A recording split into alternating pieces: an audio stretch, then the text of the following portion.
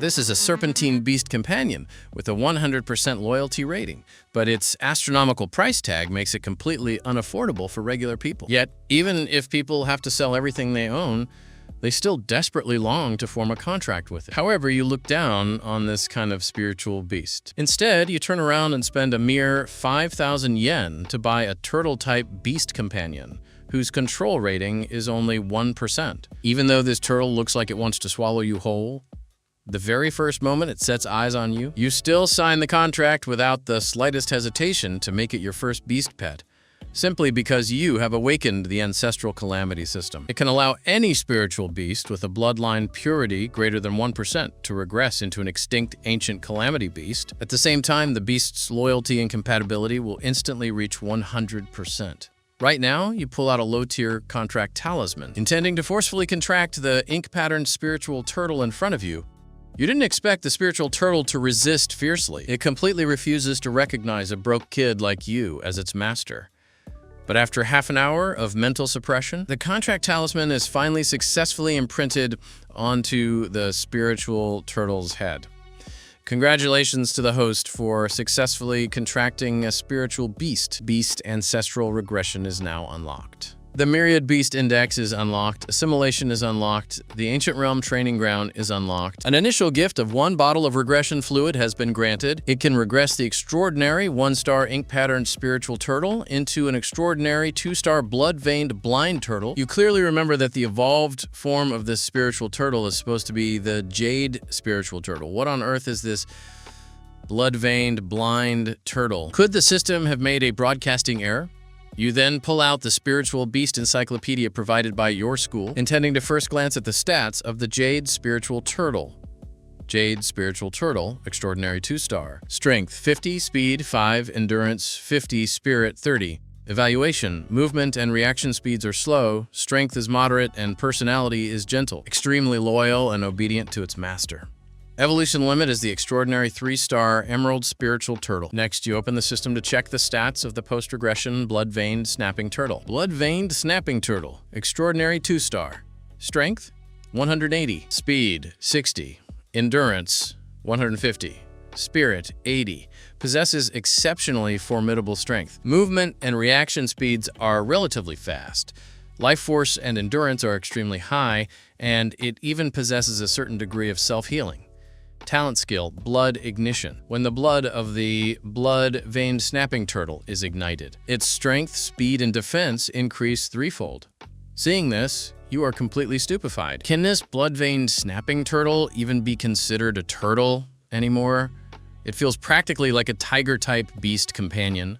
How can it be this powerful? Subsequently, without a single moment of hesitation, you use the regression fluid directly on the ink-patterned spiritual turtle. The spiritual turtle inside the cage instantly grows a size larger, and its shell turns a deep crimson color. Just as you are waiting for its regression to complete, your school's class chat room bursts into a frenzy. Attention everyone, have you heard? Wataru from Class 2 spent 1,000,000 yen to buy a spiritual snake with excellent aptitude. Then he spent another 1,000,000 on evolution fluid to evolve it into an extraordinary 2-star emerald-scaled snake. Its stats are completely insane. Its strength reaches a staggering 90, which is equivalent to the strength of 10 adult men. Oh my god. This is way too high quality. That 2,000,000 yen was absolutely worth it. He's guaranteed a top 10 spot in the higher education entrance exam and will 100% get into a top-tier beast taming academy. Must be nice to be rich. Even if I sold myself, I couldn't scrounge up that much money. Ryuta from our class is even crazier, okay? He evolved an extraordinary 2-star blazing spiritual fox. Strength, 110. It can smash a truck to pieces with a single swipe. What kind of monsters are these? Do those of us with extraordinary 1-star beasts even stand a chance of passing the higher education entrance exam? It's looking grim. Those rich people are competing like crazy, and I heard there are fewer slots for higher education this year. If I had known, I would have gone to a warrior high school. At least I could try to push through with hard work. This beast-taming high school is full of pay-to-win whales. If I can't get into a higher academy, I'll have to go to the frontline demon suppression army and risk my life. Aren't we all in the same boat? If we don't get exempted, everyone has to serve. What about Princess Sumire? She should be the top scorer of our graduation year, right? Tatsuki scrolls through the chat history in the group. Wataru's emerald-scaled snake has a strength of 90, Ryuta's blazing spiritual fox has a strength of 110. Neither can match his blood-veined snapping turtle's strength of 180. Tatsuki can't help but grin widely. His beast companion is incredibly strong. Furthermore, looking through the system's myriad beast index, if they took the regression path, the spiritual snake could regress into an extraordinary 2-star solitary bone snake, and the spiritual fox could regress into an extraordinary 2-star blood-eyed demon fox. Their strengths would be 150 and 200 respectively, instead of 90 and 110. As expected, regression is vastly superior to standard evolution. Tatsuki is ecstatic. He has truly struck gold. With this regression system, putting aside whether he can become the strongest beast tamer, at the very least, he has a shot at passing the higher education entrance exam and earning the top high school scholarship to cover his dad's subsequent medical expenses. Extra! Extra! My uncle works in the law enforcement division. They just busted a ring of illegal traders selling defective spiritual beasts and seized the buyer list. Guess who's on it? No way. Is Tatsuki actually on there? Who is it? I was just joking when I said he'd be on the news earlier. Did he really buy one? Everyone is super curious. Who on earth is this suicidal lunatic? Look at this. A classmate just posted a picture of the list in the group. First, Beast Taming High School, Year 3, Class 3. Tatsuki, on May 12th, spent 5,000 yen to purchase an ink-patterned spiritual turtle with a control rating of 1%. The group chat instantly falls dead silent. Tatsuki's pupils contract tightly. How did the buyer list leak out? Spending 5,000 yen on a spiritual beast? He must be out of his mind from being so broke. He actually thought that would work? This is basically bringing a calamity beast home. Has Tatsuki already been eaten alive? Poor guy.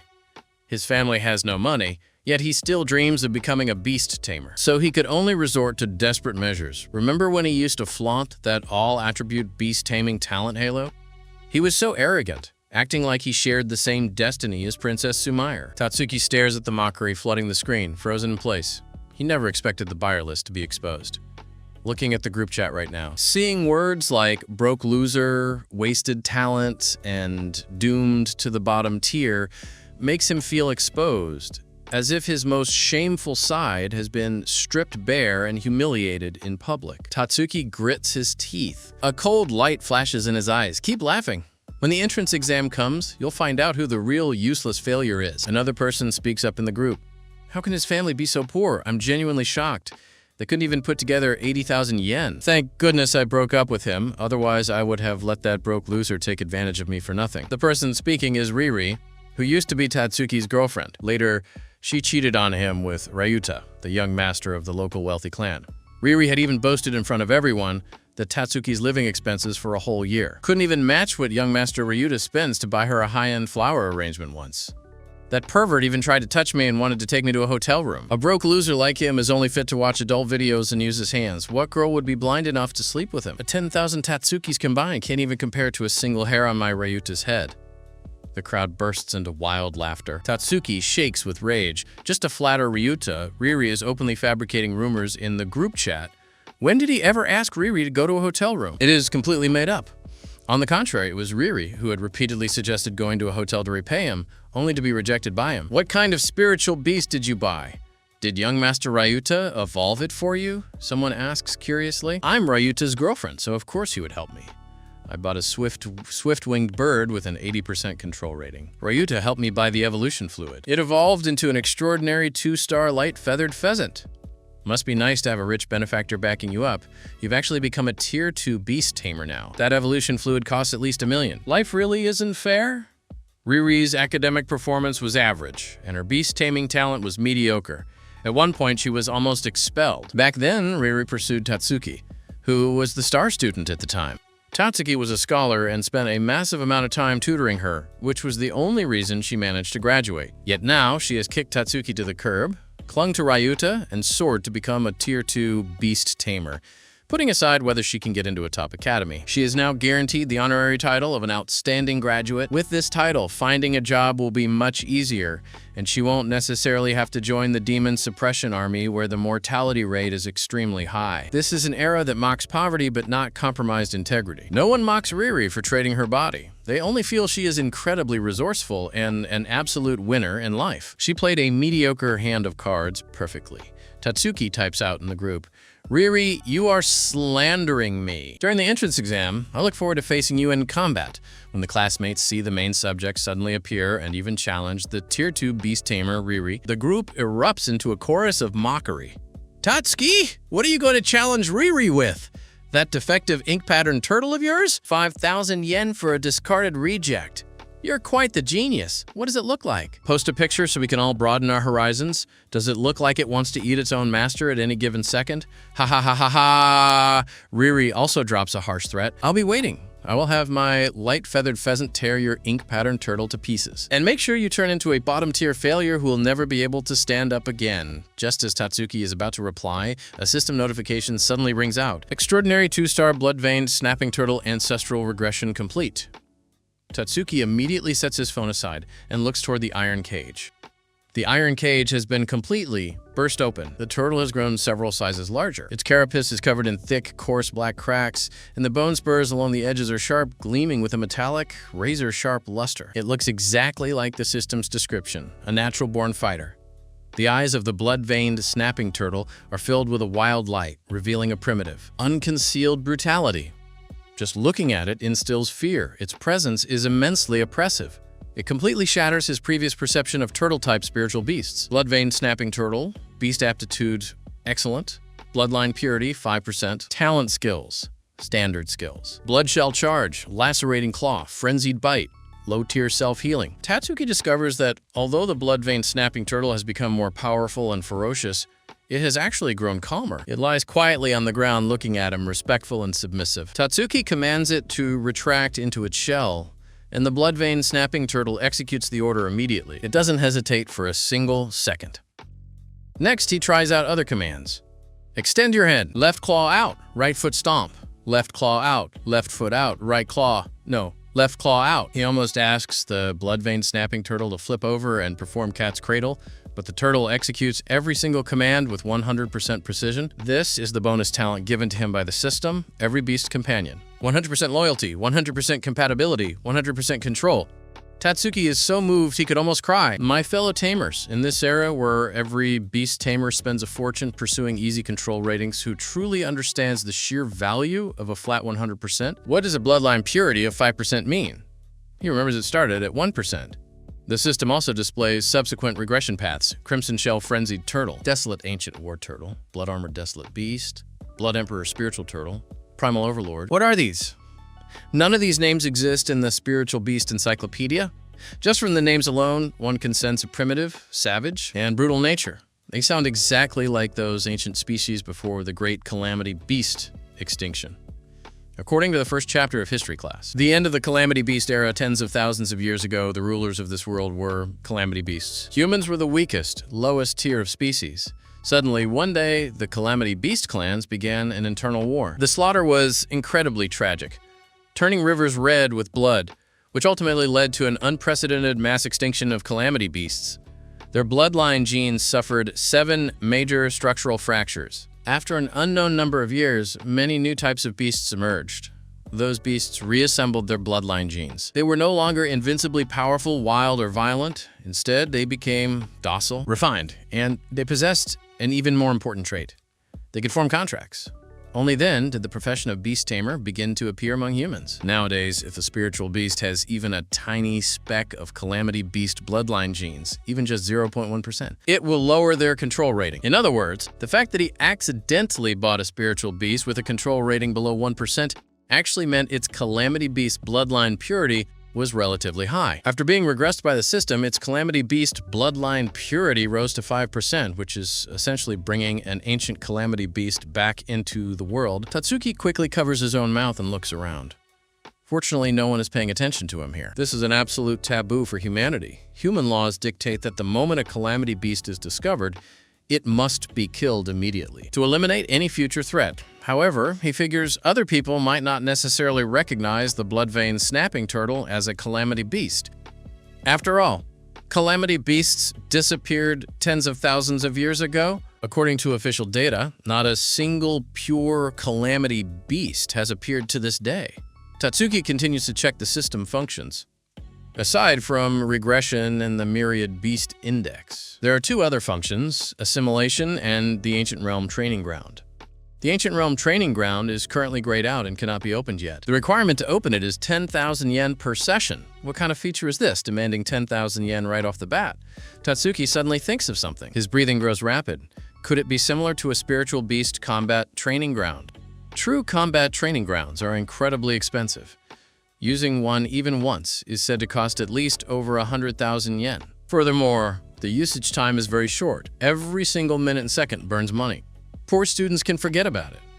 A few days in a place like that could easily drain millions of yen. If compared that way, 10,000 yen really isn't expensive at all. In fact, it's ridiculously cheap. As for assimilation, the system describes it as role-playing the beast. The beast tamer can role-play their companion through the assimilation ability to temporarily gain a portion of the beast's power. The higher the role-play rating, the stronger the ability is obtained. After assimilation ends, there is a chance to permanently retain a small portion of those abilities in the tamer's physical body. That is to say, one can copy a portion of the spiritual beast's abilities onto themselves. For example, the strength or defensive power of the blood vein snapping turtle. That would make someone even fiercer than a standard warrior class, since a spiritual beast's physique and strength easily crush a warrior of the same rank. This feature is incredibly powerful. As everyone knows, a beast tamer's fatal flaw is their own physical body. If the body becomes as powerful as a warrior, then a beast tamer has no weaknesses left. However, assimilation also has requirements. Spiritual strength needs to be above 50, whereas his is only 19. Well, better focus on how to use the Ancient Realm first. Besides, the Ancient Realm is highly useful to him. The higher education entrance exam consists of 3 rounds of assessments. The first assessment grades the spiritual beast's aptitude, skills, and its compatibility and obedience with the tamer. The second assessment grades the spiritual beast's tier. The higher the tier, the higher the assessment score. That is why rich people dump absurd amounts of money into rapid evolution. To pass the entrance exam, Extraordinary 2-star is merely the baseline entry barrier. The third assessment is actual combat, based on the scores of the first 2 rounds. The rankings are determined. For instance, if a top-tier academy is recruiting 10 students, those in the top 10 are eligible for admission. But if someone challenges you and succeeds, the challenger takes your place and you get knocked down. For him, the third assessment is likely his only hope. His scores in the first 2 assessments won't be low, but they won't be exceptionally high either. As long as he can successfully defeat an official spot holder, he can seize a spot. At the same time, the third assessment is the most brutal. In previous years, quite a few spiritual beasts died in battle during this phase. Therefore, he must accumulate sufficient combat experience before the exam. And there are 2 ways to build combat experience. One is to go to actual demon caves and forbidden zones for real combat, but that is far too dangerous.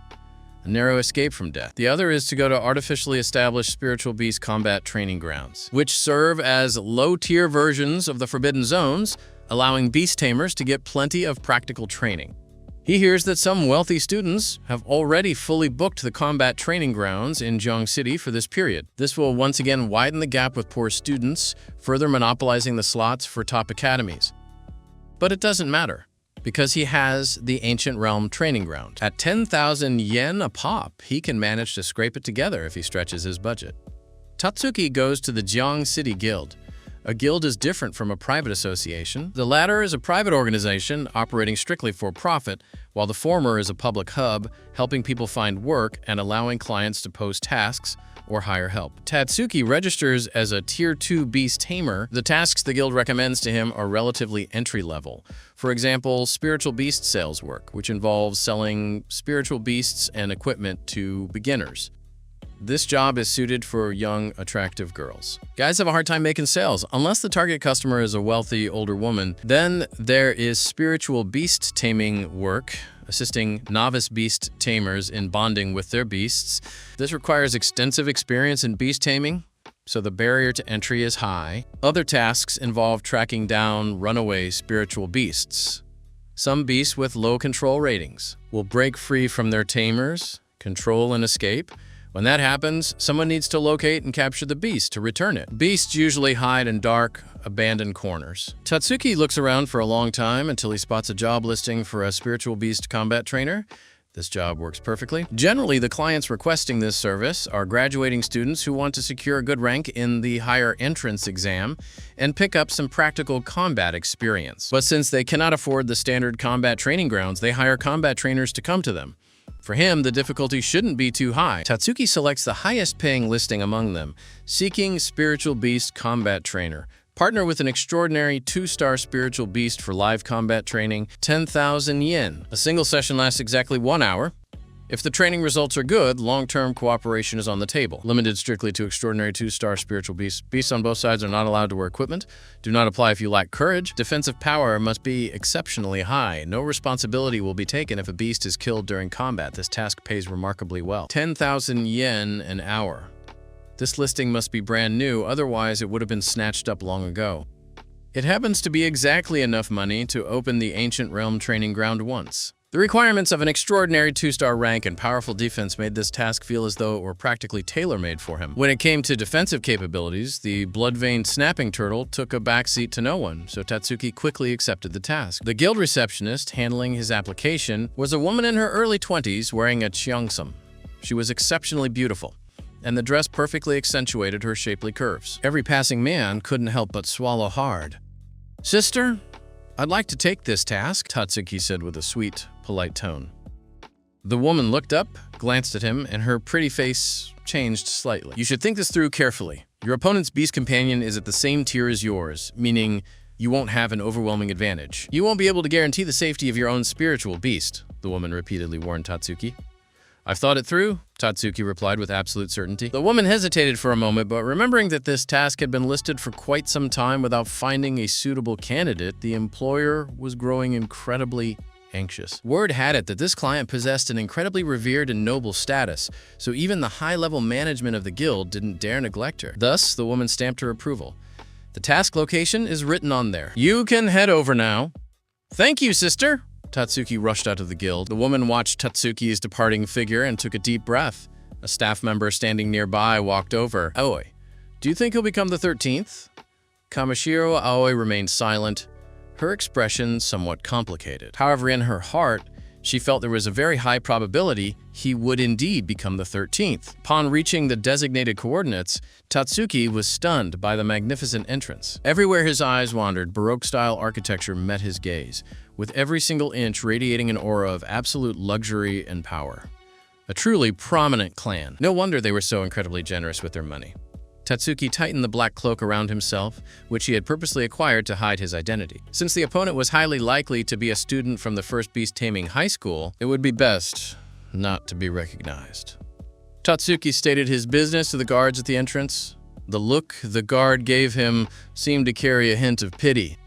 The guard led Tatsuki through the heavy iron gates. Walking through a courtyard filled with the singing of birds and the fragrance of flowers, Tatsuki immediately furrowed his brow. He detected a very thick, pungent scent of blood. This was the scent of spiritual beast blood, and it clearly belonged to more than just a single beast. The guard said with intentional nonchalance, "Just relax. You are already the 13th one." "What do you mean by 13th? Tatsuki began to realize that he might have vastly underestimated the sheer danger of this task. The beast tamers, before you all left in floods of tears. They're spiritual beasts. Just as the guard was about to explain further, an incredibly immense pressure suddenly materialized. It slammed right onto the guard's shoulders, instantly crushing him flat against the ground. Tatsuki turned around in absolute shock. Standing behind them was a beautiful female warrior around her 20s. Clad in black and gold armor. Just this set of black and gold armor alone was worth a fortune. Some warriors had to save up money for a very long time just to replace a single pair of gauntlets. Merely relying on her vital energy aura, she could force a sturdy young guard to the ground, rendering him completely unable to move a muscle. This external release of vital energy meant she had to be at least a Tier 4 warrior. A Tier 4 warrior was comparable to an elite tier beast companion. An extraordinary 2-star blood-veined snapping turtle probably couldn't even withstand a single punch from an elite tier warrior. She looked like a fierce warrior. If this female guardian were placed in the demon suppression army, she would easily hold the rank of a centurion at the very least. "Is it your place as a servant to open your mouth so freely?" The guard didn't dare utter another word, his expression filled with intense nervousness. The female guardian smiled at Tatsuki and said, "Please follow me. My lady is already waiting for you at the combat training ground. My lady, The opponent was a girl, and this ultra-powerful female guardian was merely her servant. Just what kind of sacred powerhouse was she? Tatsuki followed closely behind the female guardian and entered the training ground. The smell of blood became even more overpowering. This massive indoor training ground, spanning thousands of square meters, was stained with blood everywhere, looking as if a brutal crime scene had taken place. Tatsuki's heart suddenly began to leap into his throat. He understood now. The reason this task had gone unaccepted wasn't because it was newly posted. Rather, it was because absolutely no one had been able to successfully complete it, so the listing just kept hanging there. He was the 13th. What about the previous 12? He feared their spiritual beasts had all spilled their blood across this very field. Would there be a 14th one after him? Tatsuki's heart began to pound with anxiety. On the far side of the training ground, he spotted a girl dressed in training attire, sitting cross-legged on the ground. Her hands rested on her knees, gripping a short sword. She looked toward him with a somewhat cold, detached gaze. Her high hair bun gave her the powerful aura of a female war goddess. A single ray of sunlight cascaded across her exquisitely beautiful face. She was so breathtakingly lovely, it felt almost ethereal. Tatsuki's heart stopped beating for a fraction of a second. Sumire Susaki, the campus idol of First Beast Taming High School, the ultimate goddess enshrined in the hearts of countless young men. Innumerable people adored her, but those who actually dared to pursue her were exceptionally few. She was the daughter of the Rinjiang governor. The Rinjiang territory encompassed 22 massive cities and 78 smaller cities, making it a true province of 100 cities. Jiang City was merely one of its minor, insignificant towns. One could easily imagine that Sumire's father was a figure possessing truly heaven-blocking authority. Nobody knew exactly why Sumire had come to a tiny place like Jiang City. There were rumors suggesting she might be an illegitimate daughter or something similar. However, if anyone could successfully marry Sumire, they would truly ascend to the heavens in a single step, perhaps even reaching far beyond the sky itself. Sumire was just like him. She had awakened an all-attribute, beast-taming talent. To be completely honest, Tatsuki had also harbored feelings for Sumire before and had fantasized about becoming Sumire's boyfriend. Though, of course, it had never been anything more than a fantasy. This actually turned out to be Sumire's home. No wonder it was so unbelievably luxurious. My lady, the combat trainer has been brought to you. The female guardian spoke with deep respect. Sumire nodded impassively, her eyes fixated intently on Tatsuki. Tatsuki felt rather anxious inside, secretly terrified that Sumire's gaze might be able to pierce straight through his disguise. I just remembered, he chuckled nervously. Tatsuki turned around, intending to make a swift exit, but the female guardian had already blocked his path.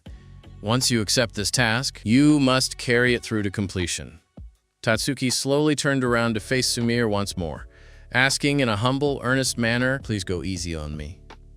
Sumire slowly stood up, her beautiful voice uttering only 2 words. She pulled out a bank card. With a gentle flick of her 2 slender fingers, the bank card flew forward exactly like a razor-sharp blade, slicing past Tatsuki's cheek and embedding itself deeply into the doorframe. A corner of Tatsuki's cloak was also ripped away. Beneath the cloak, a thin line of blood appeared on Tatsuki's face, burning with a stinging pain, throwing leaves and flying flowers. This was a specialized beast tamer skill. Are you absolutely certain she isn't a warrior? The pin code is 6 zeros. There is 1 million yen inside if your spiritual beast dies in battle here. Take the bank card and leave. A cold light flickered deep within Sumire's eyes, her tone completely devoid of emotion.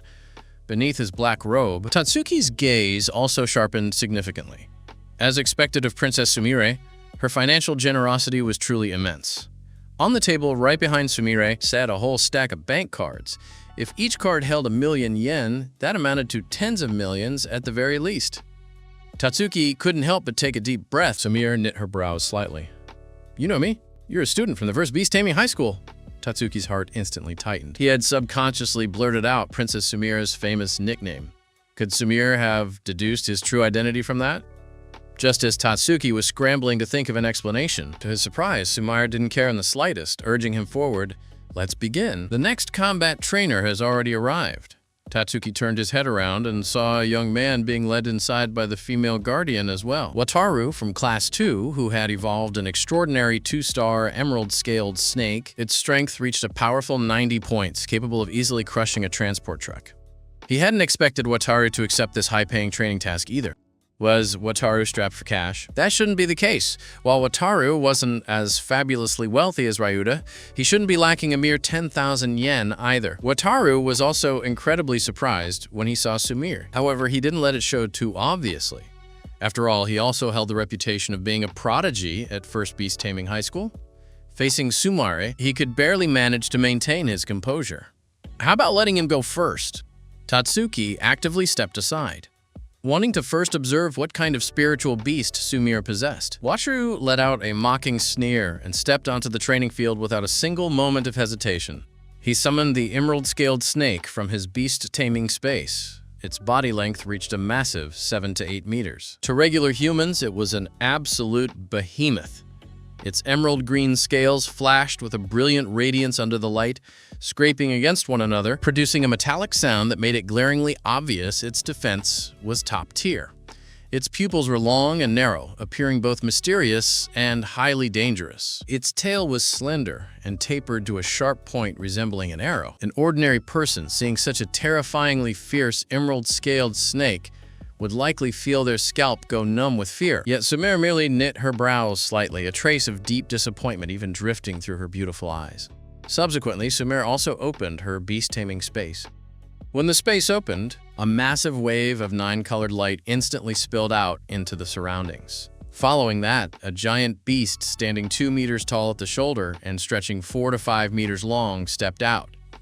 The first impression it gave was one of pure, majestic beauty. Its body radiated a miraculous 9-colored glow, and its eyes resembled 2 brilliant gemstones, shimmering with the light of profound wisdom.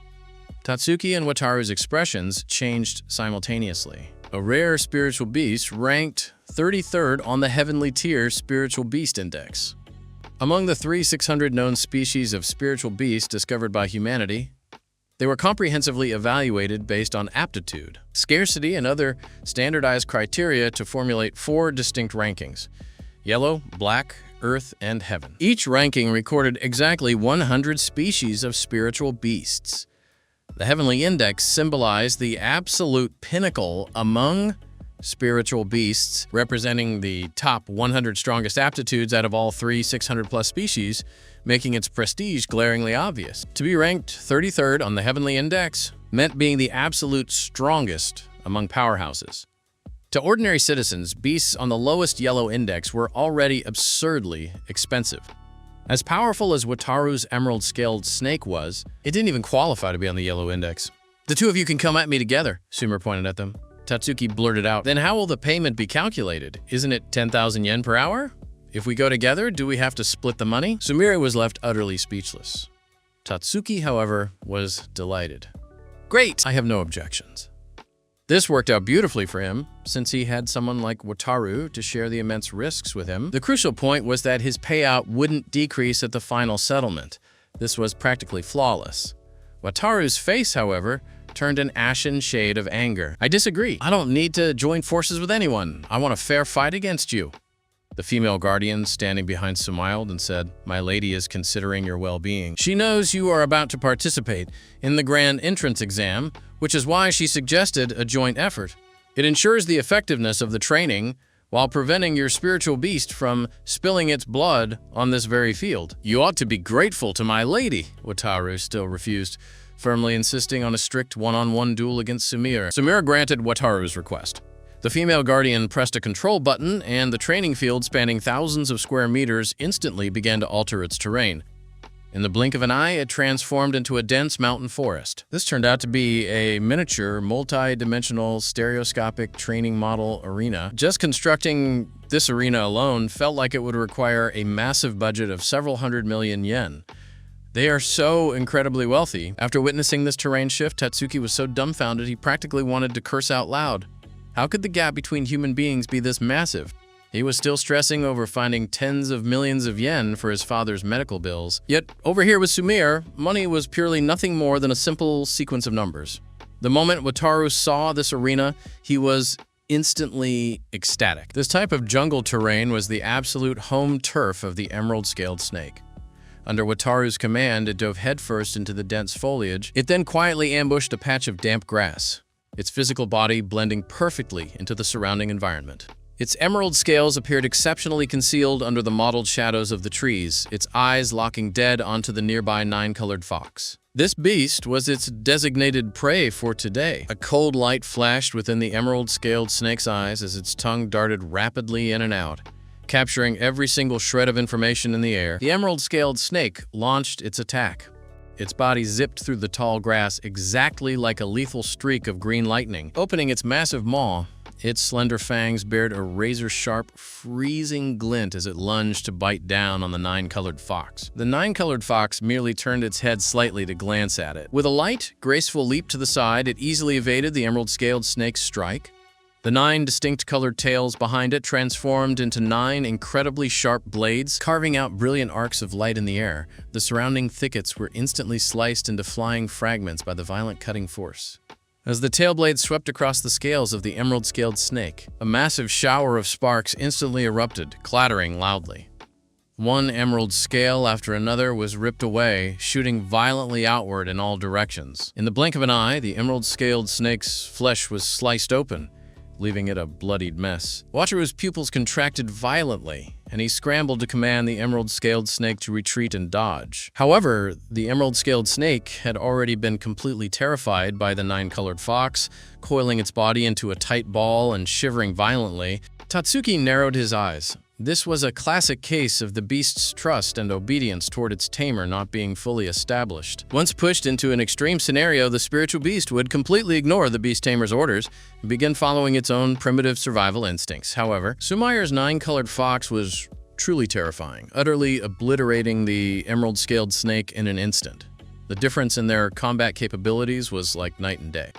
It was truly difficult to believe that both were spiritual beasts belonging to the exact same tier. "I surrender!"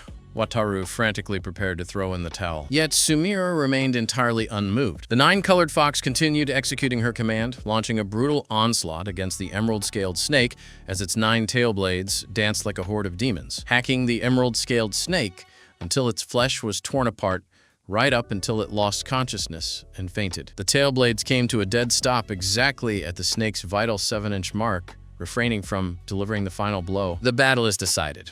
Considering you still have to participate in the grand entrance exam, I shall spare your beast's life." Sumire spoke in a flat tone. Wataru fell to his knees, utterly despondent. The emerald-scaled snake would likely be unable to recover within a short time frame, meaning he would be entirely unable to participate in the grand entrance exam. He was completely ruined.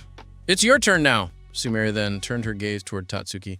Tatsuki took a deep breath. He summoned the blood vein snapping turtle. The coarse, rugged appearance of the blood vein snapping turtle and the elegant, exquisite form of the nine-colored fox created a stark visual contrast, resembling the beauty and the beast of the spiritual beast realm. The moment Sumire laid eyes on the blood vein snapping turtle, her beautiful eyes first registered a flash of surprise, followed immediately by an even greater wave of disappointment. What kind of turtle species was this supposed to be? It looked like it had evolved from an ink-patterned spiritual turtle, which typically meant it was the kind of cheap spiritual beast with an exceptionally low control rating. Quite clearly, this opponent didn't even measure up to the emerald-scaled snake. "Asami, it looks like you'll need to have the guild tighten their screening process. Don't let just anyone be sent over to our side." Sumire spoke flatly to the female guardian. Understood. When Wataru saw the blood-veined snapping turtle, he also felt a twisted sense of schadenfreude. The tail blades of the nine-colored fox were incomparably sharp. Even a turtle-type spiritual beast wouldn't be able to defend against them. It looked like this guy's spiritual beast was going to end up in an even more pathetic state. Seeing his blood-veined snapping turtle being looked down upon, Tatsuki felt rather displeased. We'll only know after a proper fight. He ordered the blood vein snapping turtle to step onto the training field. The blood vein snapping turtle didn't bother hiding itself at all, swaggering out into the open right in front of the nine-colored fox. Sumire shook her head. An atrocious command strategy. If you had chosen to launch a sneak attack, you might have held at least a 1 in 10,000 chance of victory. Right now, it is officially 0. She immediately ordered the nine-colored fox's tail blades to unleash a demonic frenzy, hacking down violently against the carapace of the blood-veined snapping turtle. Every single strike unleashed a piercing blade aura, slicing the surrounding jungle completely flat. Yet the blood-veined snapping turtle remained entirely rooted to the spot, completely unfazed. The tail blades left nothing more than a few shallow scuff marks. Tatsuki let out a sigh of relief. The defensive strength of the blood-veined, snapping turtle's shell was far higher than he had anticipated. Wataru felt as though he had been heavily slapped in the face, letting out a cold snort. This is only natural. After all, the absolute greatest advantage of a turtle-type beast is its shell. A rare look of genuine astonishment finally surfaced within Sumir's beautiful eyes. She kept ordering the nine-colored fox to maintain its frantic offensive. In Sumir's view, for an elite spiritual beast like the nine-colored fox, facing an opponent of the exact same tier, it should be standard procedure to smash the carapace to pieces, even if the opponent was a turtle-type beast renowned for its defense. This particular turtle beast was rather abnormal. Tatsuki silently kept an eye on the time. 1,000 yen an hour. He suddenly felt a brilliant wave of realization wash over him. Actually, it seemed like he didn't need to do anything at all. After all, it was 10,000 yen an hour. He was practically an absolute genius. Clang, clang, clang! The piercing screech of blade auras echoed continuously throughout the training arena. Just like that, a full 2 hours passed by, leaving the nine-colored fox utterly exhausted. A bizarre, distinctly human-like expression appeared on its beautiful face. It stared at the blood-veined snapping turtle safely tucked inside its shell, and then glanced down at its own tail blades. They had actually become a bit dull. Just how on earth was this guy's shell so unbelievably hard? Sumir's face was also turning somewhat pale. Sustaining such a high-intensity beast battle extensively drained her mental energy. However, she noticed that the compatibility between herself and the nine-colored fox was steadily rising, bit by bit. Sumire glanced toward Tatsuki, who was standing there with his head lowered. No wonder this guy dared to accept the task. He possessed some actual capability. He clearly knew who she was. Therefore, he was highly likely a teacher from the first beast-taming high school, taking up a part-time job outside of class hours to support his household, which was respectable enough. However, this type of training was far too boring. She desired a much more ferocious clash. Have your spiritual beast make a move, Sumire commanded. Tatsuki was currently staring at the clock in absolute ecstasy. 2.5 hours had passed. Rounding it up, he had already earned 30,000 yen. This was incredibly awesome. Then, hearing Sumire's voice, he replied with a hint of reluctance, "But the task listing you posted didn't explicitly state that we had to actively fight back. What if my beast ends up knocking your nine-colored fox flat on the ground? Wouldn't the training session come to an end right then and there?" Standing nearby, the female guardian's pupils twitched slightly, and she frantically shifted her gaze towards Sumire. As expected, a visible flush of pure anger slowly began to manifest within Sumire's eyes. Knock her beast flat? Who? You! Sumire was practically pushed to laughter by the sheer absurdity. It seems you care deeply about the duration of the training session. Let's do this. If you can defeat my nine-colored fox even a single time, I will pay you 100,000 yen. Tatsuki's eyes lit up instantly, his breathing growing rather rapid. 100,000 yen for a single victory. My word has always been my bond, Sumire stated. She had been thoroughly provoked into a competitive rage by now. Then I'll start by aiming for a clean million. Tatsuki cheered himself on internally. Sumire felt an absolute urge to spit blood. Let's see whether your spiritual beast's shell is harder, or if your mouth is. Sumire was genuinely furious now. She absolutely refused to allow herself to be looked down upon. Even if the opponent happened to be a teacher from First Beast Taming High School, he possessed absolutely zero right to underestimate her. Wataru's mind was thrown completely out of balance. Virtually cursing at Tatsuki, he sneered, "The absolute greatest advantage of your turtle beast is purely its defense. If you actually dare to go on the offensive, you will end up in a far worse state than my emerald-scaled snake." Idiot. Tatsuki offered only a brief two-word response. However, glancing at his own half-dead emerald-scaled snake, Wataru could only force himself to swallow his rage for the time being. The moment this guy's spiritual turtle was also heavily crippled, he would absolutely teach this detestable bastard a lesson with his own two hands. The blood-veined snapping turtle crawled out from its shell.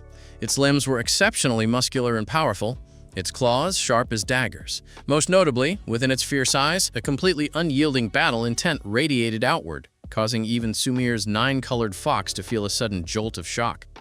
Just what on earth is going on with this beast of yours? The more Sumire looked, the more she felt Tatsuki's beast was entirely abnormal. It behaved completely differently from other turtle-type spiritual beasts, resembling a ferocious predatory beast instead. "There's no need to concern yourself with that, right?" Tatsuki asked with a smirk. Sumire let out a soft snort. Nine-colored fox shredded to pieces! The nine-colored fox finally made its move. It darted through the mountain forest at blistering speeds, moving as fast as a streak of pure light. Wataru immediately clapped his hands in celebration. Excellent strategy! Utilizing the nine-colored fox's extreme agility to catch this turtle completely off guard. An extraordinary 2-star turtle-type beast typically has a speed stat hovering around a mere 5, which is roughly equivalent to twice the top speed of an ordinary human. The nine-colored fox will absolutely blitz this turtle in terms of raw speed. Tatsuki cast a brief glance toward Wataru. Ever heard of watching a match in silence? Wataru let out a cold laugh. What? Are you terrified that I'll offer tactical advice to Lady Sumire to completely crush your turtle? I just feel that this match has nothing to do with you. What if Princess Sue makes a wrong command because of your false intelligence? Can you take responsibility for that? Richen was just acting out of sheer goodwill, but Daiki didn't think so. False intelligence. Are you referring to my statement that an extraordinary 2-star turtle-type spiritual beast only has a speed of around 5? How is that false intelligence? You're just making a mystery out of nothing. Who doesn't know that turtles are slow? Ryuchin didn't bother to say anything. If the emerald pattern spiritual turtle followed the evolution path to become the emerald spiritual turtle, its speed would indeed be 5, but his blood-vein stinger turtle had a speed of 60. The nine-colored fox flickered in and out of sight in the forest, looping around to the flank and rear of the blood-veined savage turtle. Its sharp tail blade intended to chop off one of the blood-veined chrysalis turtle's hind hooves. Sumire also felt it was a guaranteed hit. But right at that moment, the blood-veined savage turtle suddenly moved, spinning in place at an astonishing speed. With a tearing claw strike, it slammed fiercely against the nine-colored fox's tail blade. Claw and tail collided. A massive shower of sparks burst forth, and the nine-colored fox's tail blade was swatted away directly. Sumire's pretty face changed slightly, and she hurriedly ordered the nine-colored fox to turn around. The goal was to evade the blood-veined savage turtle's claw strike first, and look for another opportunity. But the blood-veined stinger turtle's 4 thick legs began to sprint furiously. Like a heavy off-road combat vehicle moving with an overwhelming momentum, it actually caught up to the nine-colored fox. Like a freak, it glared viciously at the nine-colored fox. The nine-colored fox's spirit was completely shattered. Was it still asleep? It was moving at such a high speed, yet it was being chased down by a turtle. Sumire and Daiki were so shocked they completely lost control of their facial expressions. What kind of speed was this? Nine-colored fox? Sumire managed to shout out, but it was already too late. The blood-veined savage turtle's claws slammed heavily onto the nine-colored fox, sending it flying dozens of meters away. It only stopped after crashing through several trees. Its pristine fur instantly became quite dirty, and its eyes were filled with utter disbelief. But the blood-veined savage turtle did not halt its assault. Instead, like a combat vehicle once more, it charged across the jungle, opening its bloody maw full of sharp teeth, intending to execute a frenzied bite. The nine-colored fox panicked. It leaped up hurriedly, barely dodging the blood-veined savage turtle's mouth. The blood-veined savage turtle bit cleanly through a tree trunk over a meter thick, causing the massive tree to collapse. Whipping up a massive cloud of dust, Daiki stood dumbstruck, feeling as though an electric current had surged from the soles of his feet straight to the back of his head. Are you sure that's not a tyrant savage tiger wearing a turtle shell? The tyrant savage tiger was a spiritual beast species ranked 3rd on the Yellow Scroll. It was also renowned for its violent and frenzied offenses. He heard that someone from the previous graduating class of the first beast-taming high school had managed to evolve one. Later, that person entered a higher institution and was once a celebrity alumnus discussed among the underclassmen. Unfortunately, tyrant tigers were far too expensive. A single tyrant savage tiger with an 80% ease of control rating cost over $2 million, and evolving it to extraordinary 2-star made it even pricier. Ordinary people truly couldn't afford it. Ryuchin said nothing. He stared at the cloud of dust, and then, with a thought, a blood-red shadow bolted out, resuming its desperate pursuit of the nine-colored fox. A training ground of several thousand square meters was simply too small for this kind of speed. Seeing that the nine-colored fox was about to be caught again, Sumire immediately ordered it to activate its innate talent skill, Enchanted Blade. A layer of red light instantly coated the nine-colored fox's tail blade, a fire element enchantment. Ryuchin narrowed his eyes. The reason the nine-colored fox was ranked on the Heaven Scroll was precisely because it could self-endow magic. This includes 9 types of magic, such as fire, water, lightning, and others. An incredibly sharp tail blade combined with an enchantment increased its power by more than just a little bit. As the 9 flaming tail blades lashed out wildly, the ground they swept over was scorched and parched. They whipped against the blood-veined savage turtle's shell, leaving behind lines of burning marks. Its sharpness had increased tenfold. Even the blood-veined chrysalis turtle could not withstand it head-on.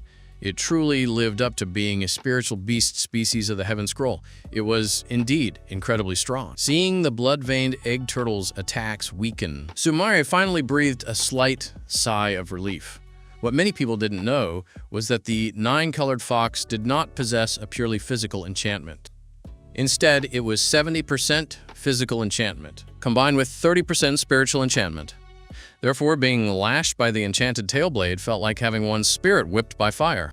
This kind of agony was unbearable. Under this extreme pain, 9 times out of 10, a spiritual beast would break free from its tamer's control. As long as this turtle fled the training ground, it would count as her victory. Hold your ground, tear it apart!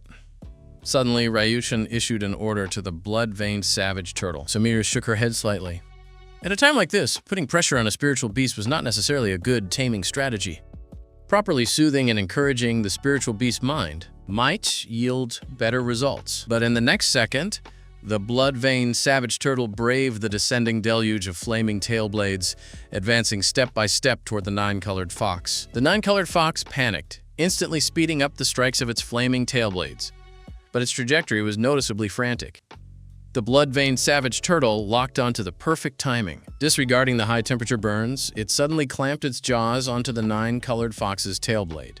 Frenzied bite activated instantly. The blood-veined stinger turtle instantly turned into an unstoppable monster, thrashing its head wildly and using the nine-colored fox like a whip, repeatedly bashing it against the ground. Sumire's pretty face froze in shock, her pupils trembling. Since her nine-colored fox had evolved to extraordinary 2-star, it had never been so brutally dominated by an opponent of the same tier. The female guard hurriedly announced the end of this practical training session. "Stop!" Ryuchen commanded. The blood-veined stinger turtle let go instantly, and the nine-colored fox was tossed outside the boundary lines, covered in wounds from head to toe. Sumire knelt beside the nine-colored fox. Her tears couldn't help but fall. Only now did she truly understand how those previous 13 beast tamers felt. It was so painful, so heartbreaking. Meanwhile, Daiki quickly scooped up his bank card from the ground, retrieved his emerald-scaled snake into his beast-taming space, and crept away quietly. He was scared out of his wits. He had never seen such a ferocious turtle. If he stayed any longer, he feared the opponent would settle old scores with him. Ryuchen asked Sumire, and Sumire stood up, nodding. She instructed the female guard to settle the bill for Ryuchen. It came to a total of 130,000, 3 hours of practical training, plus the 100,000 fee for the defeat. Ryuchen fire-repressed his excitement, reminding them of the settlement amount. The female guard gave Ryuchen a deep look and then swiped 130,000 onto his bank card. Holding his bank card, Ryuchen could hardly believe it. No wonder everyone said beast tamers made easy money. On his very first day as a beast tamer, he had earned 130,000. His father's medical expenses for next month were secured. "Are you from the first beast taming high school?" Sumire suddenly asked. Ryuchen's heart tightened. Had he been discovered? Had he been recognized? "You must be a teacher, right?" Sumire asked. "How did you know? You're really amazing." Ryuchen didn't dare say too much. It seemed Sumire assumed a student couldn't possibly possess this level of strength. Haha. Being mistaken for a teacher didn't feel too bad either. "I'll come back tomorrow." This was the key point. Ryuchen pondered for a brief moment. Thinking he was hesitating, Sumire added, "I can pay more. 20,000 an hour, 10 hours of actual combat training every day. How about it? 20,000 an hour." Ryuchen was stunned. Earning 200,000 a day? Holy cow. He couldn't help but marvel once more. Beast tamers made money way too easily. For an ordinary person to earn 200,000, even a whole year might not be enough. If you still think it's too little, I can increase it to 30,000 an hour. What do you think? This was the first time Sumire had encountered such a powerful spiritual beast of the same tier, and she felt it could greatly help her and the nine-colored fox improve. Therefore, she was extremely eager to establish a long-term cooperation with Ryuchen. Ryuchen agreed. 300,000 a day. Wouldn't that be 9 million a month? Where else could anyone find this kind of money-making method? Ryuchen suddenly remembered something else. By the way, the 100,000 bonus for each defeat. Does that still count tomorrow? Sumire felt a sharp pang in her heart. This guy was treating her like a cash cow. "It doesn't count anymore. I'm hiring you for training. If you defeat me every day, how can we train?" "You're right." Ryuchen quickly slipped away. He was in a hurry right now. Just now, he had helped Sumire's nine-colored fox improve its combat skills, but he also needed to raise the combat power of his blood-veined egg turtle. The 9-colored fox was very strong. The only reason the blood-veined savage turtle won so easily was largely because Sumire hadn't expected it to be different from other turtles. Catching her off guard and striking when she was unprepared was what brought the easy victory. Next time, he wouldn't be so lucky. When Ryuchin arrived home, his mother hadn't returned yet. He dove into his bedroom. He immediately opened the system interface and found the Ancient Realm Training Ground. The admission tickets cost 10,000 yuan each, and Ryuchin bought one. Then he directly initiated the meditation time. The scenery around him began to shift as though he were traveling through another dimension. Next second, he found himself in an unfamiliar place. The surroundings were desolate, and the air was thick with the scent of blood. The sky was heavy with red clouds, resembling the arrival of the apocalypse. Ryuchin crouched down cautiously. This place felt inexplicably dangerous to him. The system interface suddenly popped up. Ancient Realm Training Ground rules. The Ancient Realm Training Ground allows travel to ancient worlds, namely the Primordial Realm, the Antiquity Realm, the Remote Ancient Realm, the Boundless Ancient Realm, Nether Ancient Realm, Primordial Ancient Realm. The older the Ancient Realm Training Ground, the higher the danger. At the same time, the greater the rewards. Currently in the Remote Ancient Realm, difficulty level, 1 star. Kill 10 remote ferocious tiger beasts. Reward, extraordinary 1-star ancestral reversion fluid. Assimilation count, 1. Beast Tamer, strength +10, spirit +5, speed +3, endurance +3. Spiritual Beast, strength +20. Traveling to the Ancient Realm Training Ground actually came with quests and rewards. No wonder he hadn't seen how to obtain the ancestral reversion fluid before. It could only be acquired after completing specified tasks within the Ancient Realm Training Ground. Furthermore, completing the tasks not only boosted the Spiritual Beast's attributes, but also enhanced his own physical attributes. Reaching 30 in strength met the standard of a Tier 1 warrior. Since his current strength was 10, adding this 10, wouldn't it make 20? If he came in a few more times, he would become even stronger than a Tier 1 warrior. Looking at it this way, the Ancient Realm Training Ground was countless times better than the practical training grounds outside, especially since it could increase a beast tamer's personal attributes. Ryuchin immediately summoned the blood-veined savage turtle, mounted its back, and began searching for the ferocious tiger beasts. The ferocious tiger beast was completely absent from the illustrated handbook of spiritual beasts. It was likely one of the species that had gone extinct. However, a detailed description of the ferocious tiger beast existed within the system's Encyclopedia of 10,000 Beasts. Tier, extraordinary 2-star. Characteristics, massive body. 5 to 7 meters in body length with brownish-black fur interspersed with black stripes, which provided protective coloration in the natural world. Renowned for its strength, it could easily shred an opponent's defense, and a single swipe of its paw was enough to shatter stone and crack metal. Despite its massive size, the ferocious tiger beast's speed was by no means inferior to that of agility-type spiritual beasts. It was capable of bursting into astonishing speeds over short distances. The ferocious tiger beast possessed extremely high endurance, allowing it to maintain high efficiency in combat over long durations without easily tiring. Skill. Tiger Pounce. Habits. Ferocious tiger beasts usually inhabited the deep depths of forests or mountain ranges, places that provided abundant food resources and a concealed living environment. They preferred to be active at night and rested in caves or under the shade of trees during the day. Ferocious tiger beasts were solitary spiritual beasts with a strong sense of territorial awareness. They would mark their territory by leaving behind scents and scratch marks. The Encyclopedia of 10,000 Beasts mentioned that the ferocious tiger beast was a nocturnal animal, which meant they were basically impossible to find during the day. However, their approximate location could be tracked down by looking for their claw marks first. Ryuchin and the blood-veined savage turtle widened their eyes to the maximum, comparing the details of the scratch marks with the patterns in the Encyclopedia of 10,000 Beasts. Finally, on a thick tree trunk, they found wide claw marks. Judging by the area of the marks, this ferocious tiger beast might be at least 6 meters long.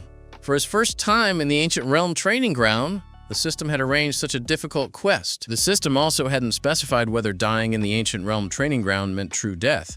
Ryuchin found a spot to hide himself and the blood-veined savage turtle. Ryuchin was fighting off sleep and could barely hold on. Snap! It sounded like some massive creature had stepped on a fallen branch on the ground, causing it to snap. A fierce, predatory aura instantly surged from the depths of the mountain forest, intermingled with a dense stench of blood. Ryuchin's heart pounded wildly. He instantly snapped awake, rolling his eyes to scan the surroundings. It was far too dark. He couldn't see anything at all. However, the blood-veined savage turtle beside him moved its body, seemingly having discovered something. Before he could even react, the blood-veined savage turtle launched forward like a heavy combat vehicle, charging straight toward a specific direction. Soon, the sounds of ferocious beasts clashing echoed from the depths of the forest. Ryuchin was completely dumbfounded. The blood-veined savage turtle was simply too battle-hungry. Within just a few minutes, the combat came to a halt. Then, a massive entity began walking back toward his direction. Ryuchin stared intently ahead, only to see the blood-veined savage turtle walking back with a mouth entirely covered in blood, dragging a massive carcass behind it. It was precisely the corpse of a ferocious tiger beast. Kill recorded, ferocious tiger beast. Blood-veined savage turtle, combat will plus 10%, combat experience plus 10%. Loot obtained, ferocious tiger beast fangs. Tiger pelt can be used to craft equipment, and just like that, one was completed. Ryuchin felt a bit dazed. He hadn't even figured out what exactly happened before the blood-veined savage turtle had already concluded the battle. For the upcoming fights, he needed to watch closely to better understand the blood-veined savage turtle.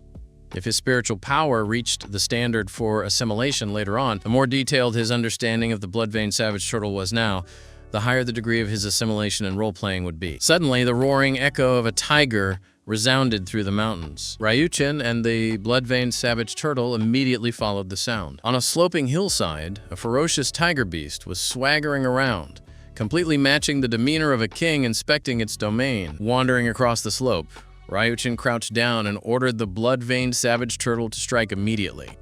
The blood-veined savage turtle instantly opened its engine to full throttle, charging toward the ferocious tiger beast with a rumbling momentum.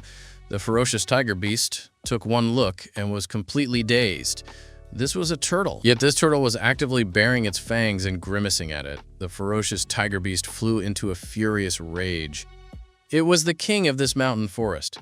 How could it tolerate being provoked by a turtle? It also charged furiously at the blood-veined savage turtle, and the two fierce beasts instantly began tearing into each other. The ferocious tiger beast's head was very agile, searching for the blood-veined savage turtle's weaknesses. But the blood-veined savage turtle's head was even more agile.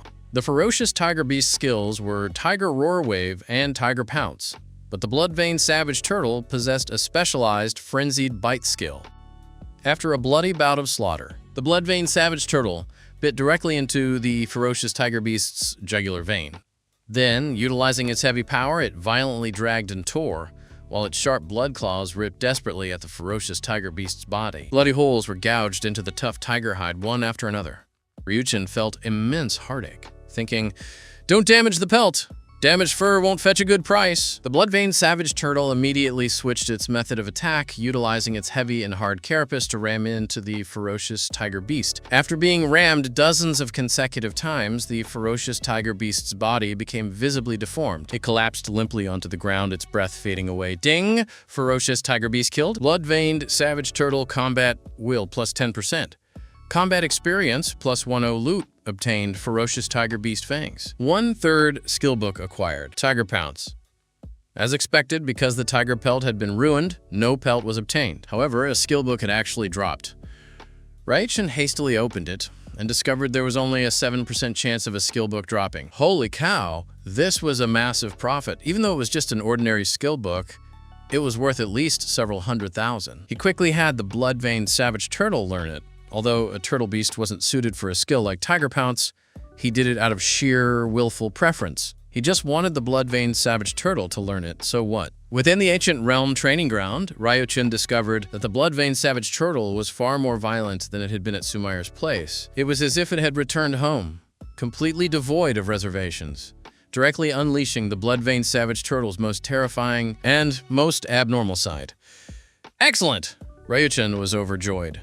The blood-veined savage turtle's combat capability was far stronger than he had imagined. It was naturally much better at fighting than those spiritual beasts raised through standard artificial breeding. Ryuchin felt his posture straighten with confidence as he and the blood-veined savage turtle swaggered through the mountain forest.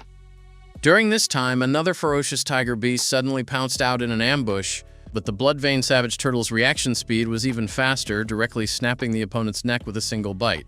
The scene was incredibly bloody. After half an hour of hunting, he finally managed to kill 10 ferocious tiger beasts. Congratulations. Successfully killed ferocious tiger beast, 10 out of 10. Quest completed. Please claim your rewards. Bloodvein Savage Turtle, Strength plus 2-0, Spirit plus 5, Speed plus 5, Endurance plus 5, Ryochin Strength plus 10, Spirit plus 5, Speed plus 3, Endurance plus 3, Extraordinary 1-star Ancestral Reversion Fluid 1. Assimilation count 1. Ryochin could clearly feel his physical constitution suddenly grow at least twice as strong. This sudden explosion of power made him feel like a true warrior. He had heard that those in the warrior profession who wanted to rapidly increase their physical strength would consume vitality pills. A single vitality pill had a market price of over 100,000, and it apparently only increased one's strength attribute by 10 points. In other words, just by accompanying the Bloodvein Savage Turtle for a walk around the Ancient Realm training ground, it was equivalent to obtaining a vitality pill out of thin air.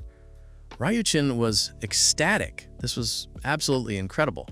The only minor flaw was that the Ancestral Reversion Fluid was only awarded at 0.1, meaning he would likely need to clear the area at least 10 times to gather a complete bottle of Ancestral Reversion Fluid.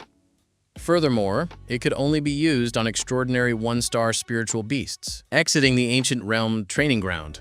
After a few seconds of countdown, Ryochin blinked and found himself back inside his bedroom. What exactly happened just now? Did my physical body travel to the Ancient Realm training ground, or was it just my consciousness? Also, is the Ancient Realm training ground a real world? What happens if I die inside the Ancient Realm training ground? Ryochin's mind was completely filled with questions, but the system offered no relevant explanations. Ryochin checked the time. He had stayed in the Ancient Realm training ground for roughly 5 hours, but only 5 minutes had passed in the outside world. The flow of time between the inside and outside was entirely different. Even if he went to the Ancient Realm training ground 10 times, only about an hour or so would pass in the outside world. Ryochin gasped in sheer awe.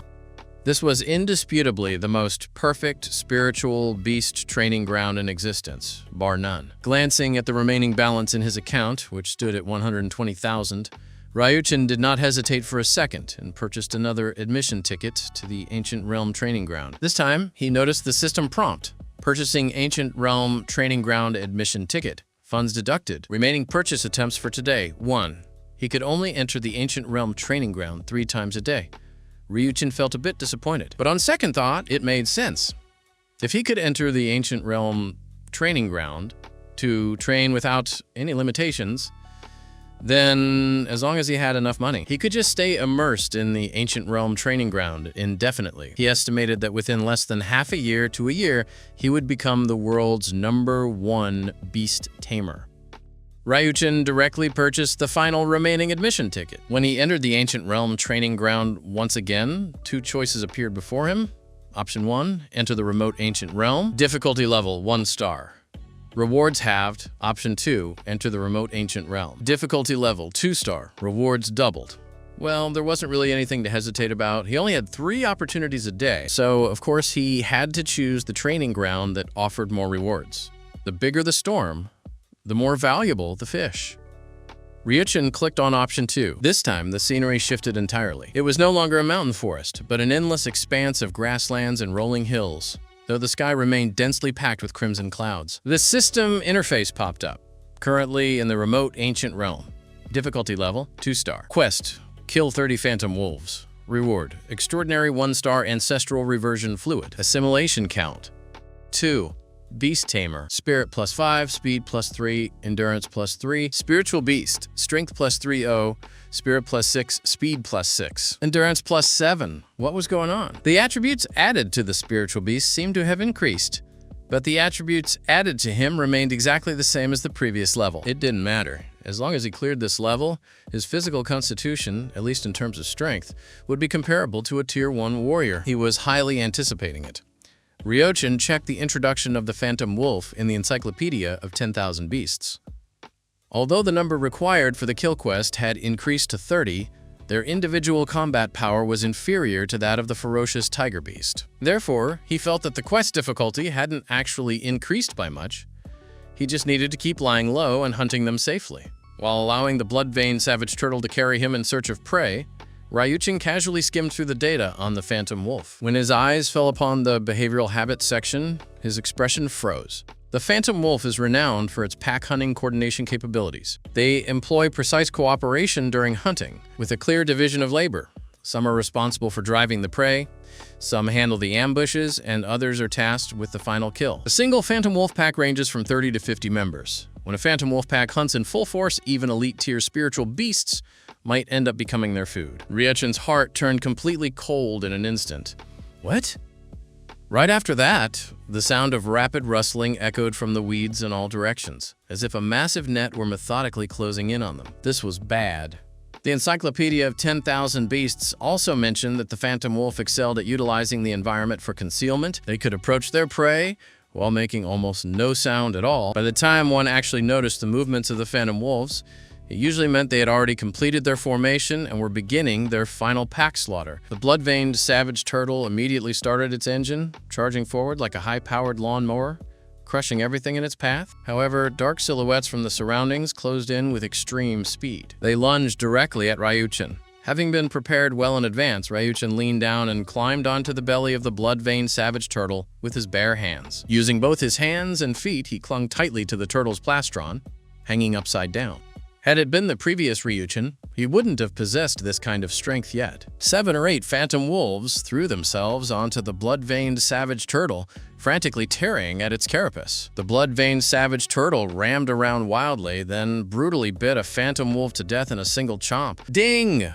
Phantom wolf killed. Attribute dropped. Speed +5. An attribute dropped so quickly, Ryuchin immediately added it to the blood-veined savage turtle's attribute panel. The individual combat power of a phantom wolf was not even half that of a ferocious tiger beast, but their numbers were simply too overwhelming.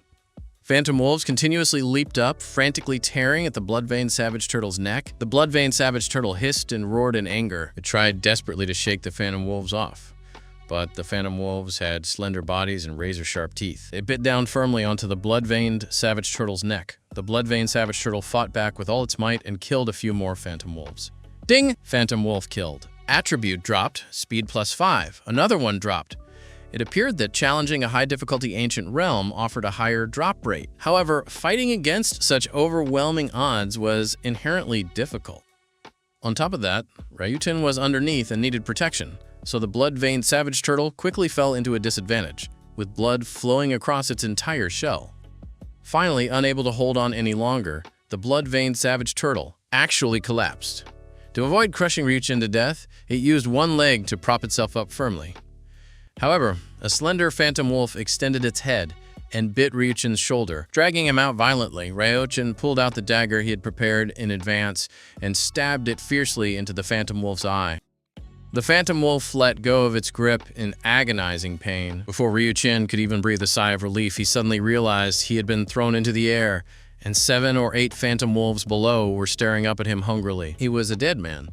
The moment he hit the ground, he felt several massive wolf heads diving straight down at him. Amidst the excruciating pain of being torn apart, he lost consciousness. Ryuchin opened his eyes with a scream, suddenly sitting up in a frenzy and panting heavily. He hurriedly touched his own body. Everything was there, no missing parts. Looking around at his surroundings, it was still his familiar, small bedroom. After recovering for a short while, Ryuchin suddenly looked up at the clock on the wall. Not even a minute had passed. It seemed that dying in the ancient realm training ground did not result in true death, but no rewards could be claimed either, which was equivalent to wasting a 10,000 yuan admission ticket. Phew, that was incredibly close. He couldn't make such reckless decisions next time. This was a solid lesson learned. Fortunately, one could try again after dying in the ancient realm training ground. If this were the real world, he would already be gone. Since he had one admission ticket left, there was no need to hesitate anymore. He decisively chose option 1. It didn't matter if the rewards were lower, the Phantom Wolf quest was clearly impossible for him to complete at his current level, so trying again would just be a futile effort. Ryuchin and the blood-veined savage turtle spent 3 hours in the ancient realm training ground to finally finish off 10 ferocious tiger beasts, with the rewards halved. Congratulations! Successfully killed ferocious tiger beasts, 10 out of 10. Quest completed. Please claim your rewards. Blood-veined savage turtle, strength +10, spirit +2.5, speed +2.5, endurance +2.5. Ryuchin, strength +5, Spirit plus 2.5. Speed plus 1.5. Endurance plus 1.5. What can I say? Although the challenge against the ferocious tiger beast was successful, the rewards didn't increase by a flat 10 points across the board. The quest rewards were more well-rounded. When adding all the increased attributes together, it certainly far exceeded 10 points, making the quest completion much more cost-effective. There was no need to gamble on those uncertain drop rates. Ryuchin noticed that in the class group chat, people were discussing splitting the cost of a spiritual beast practical training ground. During this period, the prices for these practical training grounds were exceptionally high.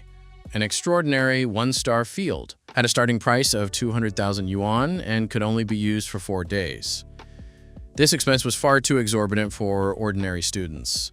If everyone truly had that much money, they would probably prefer to spend it on evolution fluids. Evolution definitely boosted combat power much more than merely accumulating practical experience. Some people who had just evolved their spiritual beasts were short on cash, yet they still wanted to accumulate combat experience, so they proposed splitting the cost with others. For a total of 4 days, each person would use it for 1 or 2 days, depending on the exact number of people splitting the cost. He heard that the spiritual beast training grounds owned by the Ringo family were highly effective. Someone came forward to testify that as long as it was used continuously for a week, there would be a significant boost in combat experience, at least a 30% increase. However, the price for booking the field for an entire week was 500,000 yuan. He heard that Kazuma Suzuki had taken Riri Shiroishi to book a field for 2 weeks, spending a whole million yuan. Money really flowed away like water. Task. The classmates were incredibly envious. A crow had truly turned into a phoenix. How envious they were of young Master Suzuki and Riri Shiroishi. By the time they came out of the training ground, their practical experience would leave everyone else far behind, and the rest of the class would be in deep trouble. Why would you be in trouble? Do you think you're even qualified to face young Master Suzuki's blazing soul fox? You wouldn't stand a chance at all. On the contrary, I think the one in deep trouble is Ryuchin. Ryuchin talked big to Riri Shiroishi in the group chat a while back, saying he would give her a harsh lesson during the graduation exam. I bet Ryuchin is probably scared out of his wits right now, ha ha ha. Ryuchin remained expressionless, but in reality, he actually felt a bit like laughing. What absolute fools! Spending 500,000 yuan and using an entire week just to increase practical combat experience by 30%. Meanwhile, his blood-veined savage turtle, during its very first entry into the ancient realm training ground, gained 10% combat experience and combat will for every single ferocious tiger beast it killed. By now, it had long since added nearly 200%. He had only spent 30,000 yuan, and it took less than 10 minutes in total. These people were truly narrow-minded. Instead, he looked forward even more to the duel against Riri Shiroishi during the graduation exam. If Riri Shiroishi were too weak, he would find it quite boring. Ryuchin arrived early outside Sumira's house. The guard from yesterday was still there, and his face was full of astonishment upon seeing Ryuchin arrive again. Because he had spoken out of turn yesterday, he had been punished with standing guard duty, so he had no idea what happened to this person afterward. He had assumed that just like the previous 12 beast tamers, this person's spiritual beast had been slain on the spot by the young mistress. Yet to his surprise, this beast tamer had returned today. "What are you doing here again?" The guard asked defensively, looking as though he suspected Ryuchin had come for retaliation. "Your young mistress asked me to come. How could she possibly ask you to?" The guard cut himself off halfway as something suddenly clicked in his mind, and he stared at Ryuchin with wide eyes. "Could it be that you actually defeated the young mistress's spiritual beast?" Before he could finish his sentence, a powerful pressure instantly forced the guard flat onto the ground. The female guard had appeared. "It seems the lesson from yesterday wasn't enough. You still haven't figured out what you should and shouldn't say." The guard was practically on the verge of tears. Why did this scene feel so identical to yesterday? Ryuchin looked at the guard sympathetically. "Brother, you really have it rough. Maybe you should consider changing jobs." Upon arriving at the practical training ground once more, Sumire was already waiting there early, just like before. However, Sumira's attitude toward him today was visibly softer than it had been yesterday. "Teacher, I will leave today's training in your hands." Sumire bowed, strictly adhering to the etiquette of a student. Ryuchin felt a strange sensation in his heart. Miss Sumire truly had an incredible figure. Those two magnificent fruits looked as though they were about to leap out of her clothes when she bowed. If Sumire ever found out that he wasn't actually a teacher, would she kill him? Ryuchin couldn't help but shudder. Sumire raised her head in confusion, glancing at Ryuchin. Although she couldn't see his face, Sumire could faintly sense where his gaze had lingered, and her expression began to turn somewhat cold. Ryuchin's heart skipped a beat. He hurriedly withdrew his gaze, put on a deep, serious demeanor, and said, "Let us begin." To avoid wasting time, Sumire chose not to pursue the matter further. Both of them summoned their spiritual beasts. Ryuchin noticed that Sumire's 9-colored fox seemed slightly different from yesterday. Although it hadn't activated its innate talent skill Enchanted Blade yet, a fiery energy could already be faintly felt gathering within it. To ensure Ryuchin wouldn't let his guard down, Sumire proactively stated, "My 9-colored fox just learned a new skill book yesterday. It is of the fire magic category." Ryuchin came to a sudden realization. He felt that the 9-colored fox was, indeed, much stronger than it had been yesterday. But wow, she was incredibly wealthy. A magic skill book was significantly more expensive than standard combat skill books. A spiritual beast's skill book didn't just grant a completely unrelated ability out of thin air.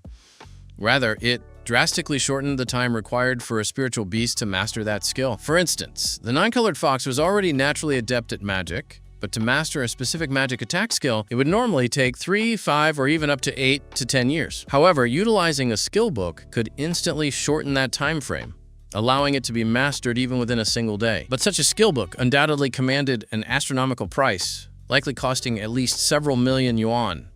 Ryuchin smacked his lips inwardly. This was pure wealth. Understood. Let's begin. Ryuchin wasn't intimidated either, because his blood-veined savage turtle had also received a massive boost. The female guard constructed the practical training field. The two spiritual beasts entered simultaneously. Equipped with yesterday's experience, the two beasts skipped the phase of testing each other out and dove straight into white-hot combat. Sumire was slightly astonished. Why did it feel like this turtle was even more adept at fighting today compared to yesterday? Its combat experience seemed to have exploded. Sumire immediately dismissed the thought, assuming she must be overthinking things. There was no way the opponent's turtle could grow that quickly. Furthermore, she wouldn't let her guard down today. The 9-colored fox was wary of letting the blood-veined savage turtle get close, so it utilized high-speed movement to pull away. Today, a fully serious 9-colored fox maintained a conventional high speed of well over 130, and its peak speed during bursts could potentially exceed 180, an incredibly exaggerated figure. Having received the attribute boost from 2 trips to the ancient realm training ground, the blood-veined savage turtle's speed attribute had only reached 67, making it completely unable to even touch the shadow of the 9-colored fox. The 9-colored fox suddenly enchanted its tail blade, and the flaming tail blade resembled a fiery crescent moon in midair. It flashed and descended, slashing against the blood-veined savage turtle's carapace. The tail blade that couldn't even scratch the blood-veined savage turtle yesterday actually managed to carve a tiny fissure today, and the agonizing sensation whipped into the blood-veined savage turtle's spirit was far more severe. The blood-veined savage turtle's body froze, as if someone had brutally branded its completely unprotected spiritual form with a red-hot iron. The pain caused its body to stagger slightly. Ryuchin narrowed his eyes. Being mentally connected to the blood-veined savage turtle, he knew that its spiritual form had suffered a terrible, heavy blow. What's more, the 9-colored fox had only delivered a single strike from its tail blade, which was the most terrifying part. It hadn't been anywhere near this severe yesterday. Why was it completely different today? What kind of skill did the 9-colored fox learn? Sensing Ryuchin's confusion, Sumire spoke up directly. The skill the 9-colored fox learned is Flame Slash. Ryuchin felt as though he had been struck by lightning. Flame Slash was a skill from the Heaven Scroll of Magic skill books. Spiritual beast skills were generally categorized by their specialized capabilities into combat skills, magic skills, healing skills, auxiliary skills, control skills, reconnaissance skills, and so on. Every category possessed its own ranking tiers: Yellow, Mysterious, and Heaven Scroll. Anything capable of making it onto the Heaven Scroll was exceptionally expensive and rare. They were typically extracted from high-level spiritual beasts, meaning they were the type where using one meant there was one less left in the world. A Heaven Scroll spiritual beast species paired with a Heaven Scroll magic skill was practically equivalent to equipping a Rolls-Royce with an airplane engine. Absolute top-tier specifications. No wonder the magnitude of improvement was this immense. Slash, the 9-colored fox's flaming tail blade lashed against the blood-veined savage turtle's carapace strike after strike, leaving the blood-veined savage turtle seemingly hard-controlled in place, completely motionless. It was enduring high-density devastation to its spiritual form, and more fissures were appearing on its carapace. It couldn't just sit around waiting for death. With a swift thought, Ryuchin immediately ordered the blood-veined savage turtle to activate its innate talent skill. The temperature of the blood within the blood-veined savage turtle's body spiked instantly, as if it were boiling. His eyes turned completely blood red, and the crimson veins on its carapace began to writhe like living creatures. Gradually becoming scorching hot and brilliant, a mist of blood sprayed from the crevices of its carapace. This blood mist swirled around the blood-veined savage turtle, forming a crimson energy field that enveloped its body. A dense, metallic scent of blood also began to permeate the air. Witnessing this scene, Sumire and the female guard were both profoundly shocked. What on earth was this? Why did it feel like the aura of the opponent's turtle had undergone a sudden, drastic transformation? It had already been incredibly savage and violent before, but now it seemed completely bloodthirsty and malevolent. "This is a skill!" Sumire warned the 9-colored fox to remain vigilant. The female guard took a deep breath. For some unknown reason, the transformation taking place within this turtle made her feel a faint sense of danger. She was, after all, a Tier 4 warrior, whose strength was comparable to an elite 1-star spiritual beast. On the field, only Ryuchin himself knew best that under the blood-boiling state, the blood-veined savage turtle's strength, speed, and berserk state had all exploded by threefold. Especially in terms of speed, the blood-veined savage turtle originally lagged far behind the 9-colored fox, but after this threefold explosion, the blood-veined savage turtle's speed reached well over 190, surpassing the absolute speed limit of the 9-colored fox. With its 4 thick legs, it pursued the 9-colored fox with savage fury. The 9-colored fox was frightened out of its wits, scrambling frantically and using the terrain to its advantage in an attempt to shake off the blood-veined savage turtle. However, the blood-veined savage turtle took no detours, crashing through everything in its path, and given that the training ground wasn't very large, it pinned the 9-colored fox to the ground with a single claw strike just a few seconds later. Its blood-red maw, full of sharp fangs, opened wide, intending to sever the 9-colored fox's neck with a single bite. "I concede! Stop!" The two voices rang out almost simultaneously. The blood-veined savage turtle, which had been completely crazed and bloodthirsty just a second ago, now froze like a statue, maintaining its open-mouthed stance. Meanwhile, the 9-colored fox was terrified, shivering uncontrollably. It wasn't just the 9-colored fox. Sumire's face had also turned pale with fright. The way this situation unfolded was completely different from what she had imagined. She originally thought that since the 9-colored fox had learned Flame Slash, it would easily dominate this turtle. She never expected that she would force the turtle into a complete outburst, nearly getting the 9-colored fox killed. Ryuchin said sternly, "Aren't we in a practical training session? What was the need to use a magic skill like Flame Slash?" Sumire lowered her head with a hint of self-reproach. "I just wanted to win. If this were a real battlefield, your 9-colored fox would already be dead. Do you know that?" Sumire remained silent for a moment. Then she nodded. "I understand. Therefore, do not easily resort to your trump cards. How about we stick to regular practical training first?" His main concern was that once the blood-veined savage turtle used its blood-boiling skill, it couldn't be used again for a short period, requiring a 12-hour cooldown. If the 9-colored fox launched another Flame Slash, the fight would become completely impossible. "All right," Sumire agreed. Afterward, Sumire administered a healing medicine to the 9-colored fox, and the wounds on its body actually recovered at a pace visible to the naked eye. Ryuchin could only watch with an empty expression. Meanwhile, the blood-veined savage turtle looked toward Ryuchin. Perhaps due to his own guilty conscience, he could actually read a pitiful expression from the blood-veined savage turtle's tiny, bead-like eyes. A single bottle of this healing medicine cost tens of thousands, perhaps even more. He had absolutely no money for it. "Can't you self-heal? Let's save some money." The blood-veined savage turtle could only pull its head back pitifully, looking with immense envy at the 9-colored fox, which, despite also being a beast, lived a life of luxury. Noticing the injuries on the blood-veined savage turtle, Sumire proactively handed the healing medicine to Ryuchin. "Use this to treat it." Ryuchin stared at the blue liquid inside the bottle, which looked exactly like the ones displayed in the windows of spiritual beast supply stores, with a price tag that seemed to be around 120,000 yuan. The blood-veined savage turtle instantly looked at Ryuchin with a face full of anticipation. "Quick, give it to me. If we wait any longer, my wounds are going to heal on their own." However, Ryuchin directly pocketed it. Was she joking? He could resell this for at least 80,000 yuan. Letting the blood-veined savage turtle consume it would be an absolute waste. Sumair noticed Ryuchin's small movement, but she didn't say anything. By the time the 9-colored fox finished its treatment and was completely revitalized, it looked toward the blood-veined savage turtle again, its eyes nearly popping out of its head. The wounds it had desperately inflicted on the blood-veined savage turtle with Flame Slash earlier had basically healed by 70 or 80%. Sumair also noticed this and was somewhat surprised. "Teacher, your turtle's self-healing capability is actually this powerful?" Being constantly addressed as teacher, he found that once he got used to it, the feeling was actually quite pleasant. Next, Ryuchin was kept in training by Sumair for more than 9 hours, panting heavily alongside her from morning until night. Although it was the spiritual beast doing the fighting, spiritual beast combat placed a massive drain on a beast tamer's spiritual energy and physical stamina, especially during such a long duration of high-intensity training. Still, Ryuchin was quite happy. While on the surface, it looked like he was helping Sumair with her practical training, in reality, wasn't Sumair the one helping him train? To have this year's top student assist him in practical training, who else could enjoy such a privilege?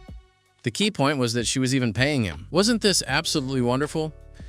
After the training concluded, the female guard handed Ryuchin his payment, 200,000 yuan.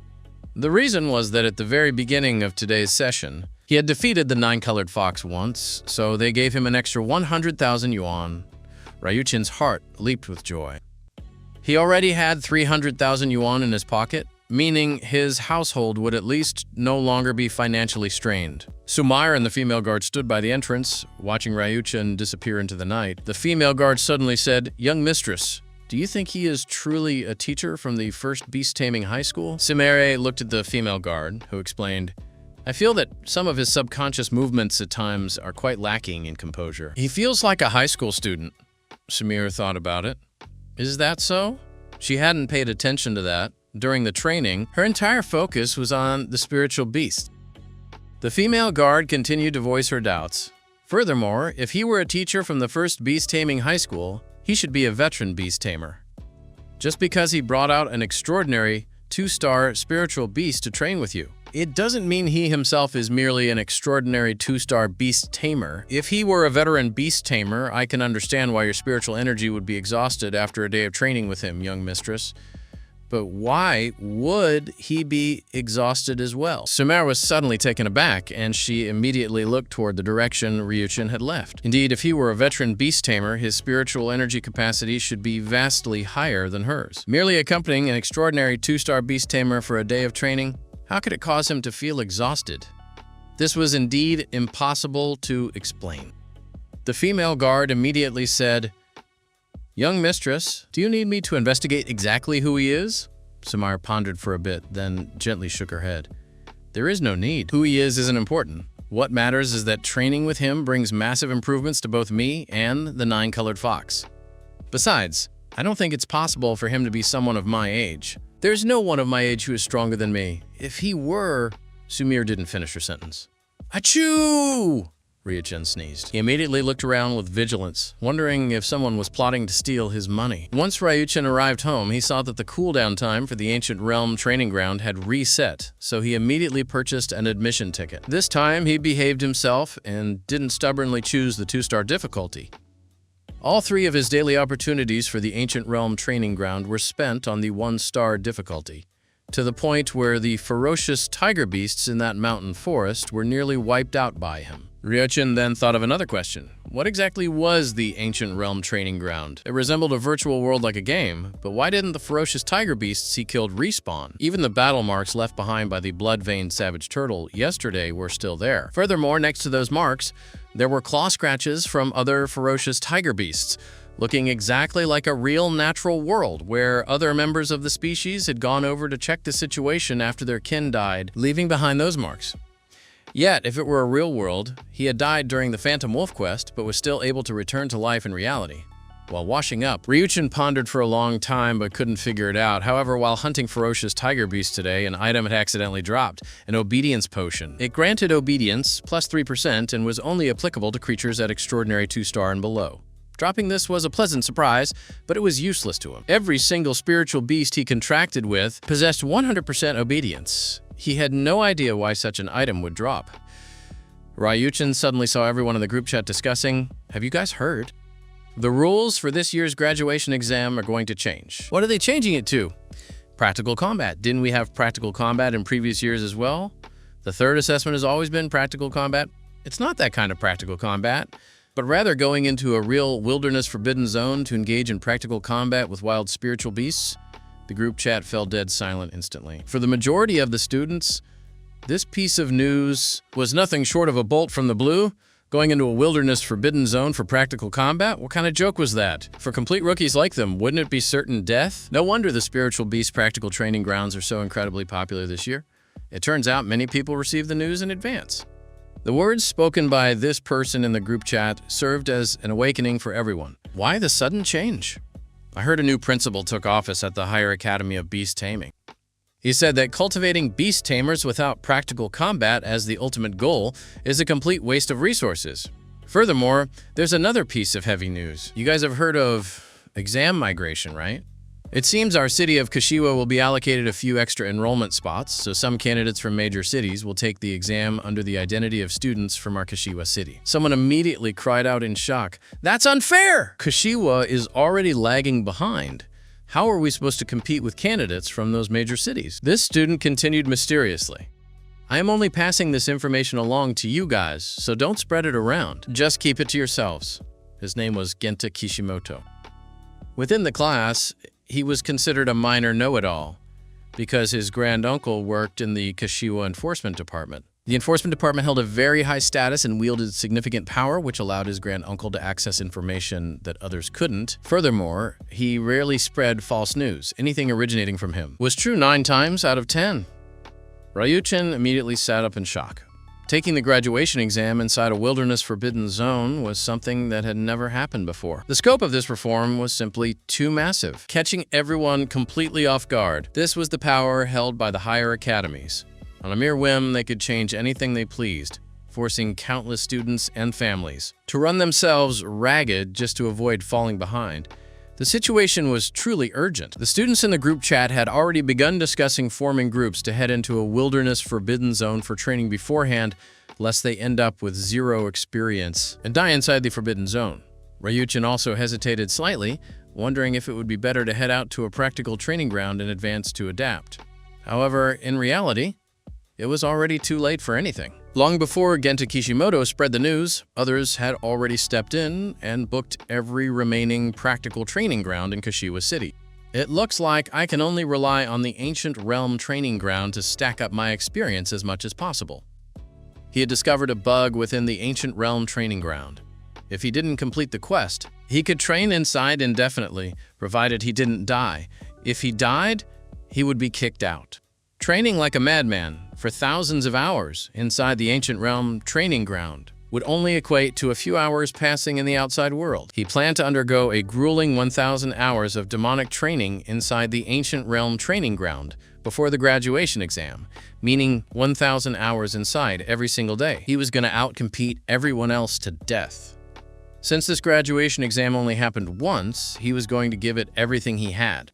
Over the following period of time, Ryuchin waited outside Samir's house punctually every day, then engaged in 10 hours of high-intensity sparring. During these sessions, the greatest benefit he received was a significant strengthening of his spiritual energy, and the pressure and intensity of sparring with Sumire were absolutely maxed out. As for Sumire's 9-colored fox, its rapid growth could be felt almost every single day. Its combat experience, techniques, and courage showed remarkable improvements day by day, to the point where it placed immense combat pressure on the blood-veined savage turtle every day. This rate of growth caused Ryuchin to gasp in awe, marveling that this was indeed a spiritual beast species of the Heaven Scroll. Its learning capability was truly abnormal. However, Ryuchin wasn't overly anxious, because after returning home every day, he would undergo extra training with the blood-veined savage turtle inside the Ancient Realm training ground. Having learned how to exploit the bug, he specifically avoided the ferocious tiger beasts, searching instead for non-quest extraordinary 1-star or 2-star fierce beasts to battle, killing them continuously for a month and a half. Of course, that was a month and a half inside the ancient realm training ground. Once he felt the training volume was sufficient, he would then turn around and kill the remaining ferocious tiger beasts to complete the clearing quest, ensuring he consistently used up all 3 admission tickets every day.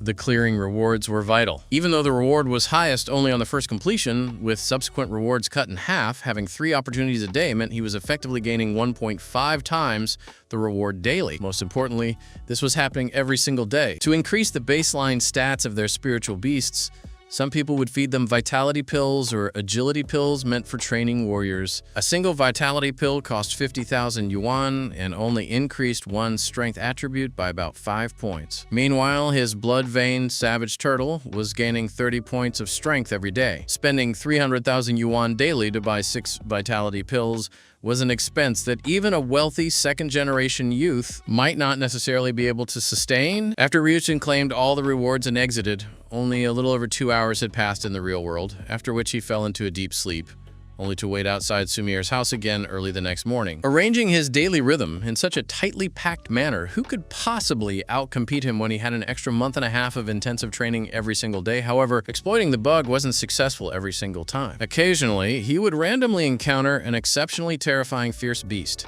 and both he and the blood-veined savage turtle would be instantly obliterated by the opponent. That bone-chilling sensation of terror was incredibly realistic. Every single time, he would wake up screaming in fear, but as time passed and the number of deaths accumulated, he gained an extra layer of composure and calmness when facing powerful, fierce beasts. As a week passed, Ryuchin had already earned over 10 million yuan from Sumire. This was the first time he had earned so much money through his own hard work, and there was now hope for his adoptive father to receive treatment for blood toxicity at a major regional hospital. He did not immediately share this matter with his adoptive parents, fearing that any unforeseen factors might cause their hopes to fall through. He placed a phone call to the major regional hospital first. The other party inquired what stage the Demon Cave blood toxicity invasion had reached. Ryuchin said it was the 3rd stage. The other party went silent for a moment. The 3rd stage. It is already practically incurable. Boom. This response from the other party felt like the sky collapsing to Ryuko. Didn't you say you could completely clear the blood toxicity? We certainly can, but it has to be during the 1st or 2nd stage. Even the 2nd stage is somewhat difficult. The 1st stage is best. By the 3rd stage, it has already entered the terminal phase. The blood toxicity fuses completely with the body. The other party felt very helpless as well. Such tragedies were actually quite common.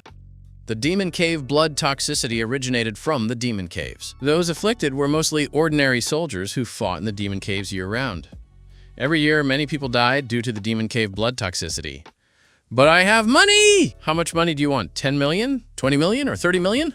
I can put it all together.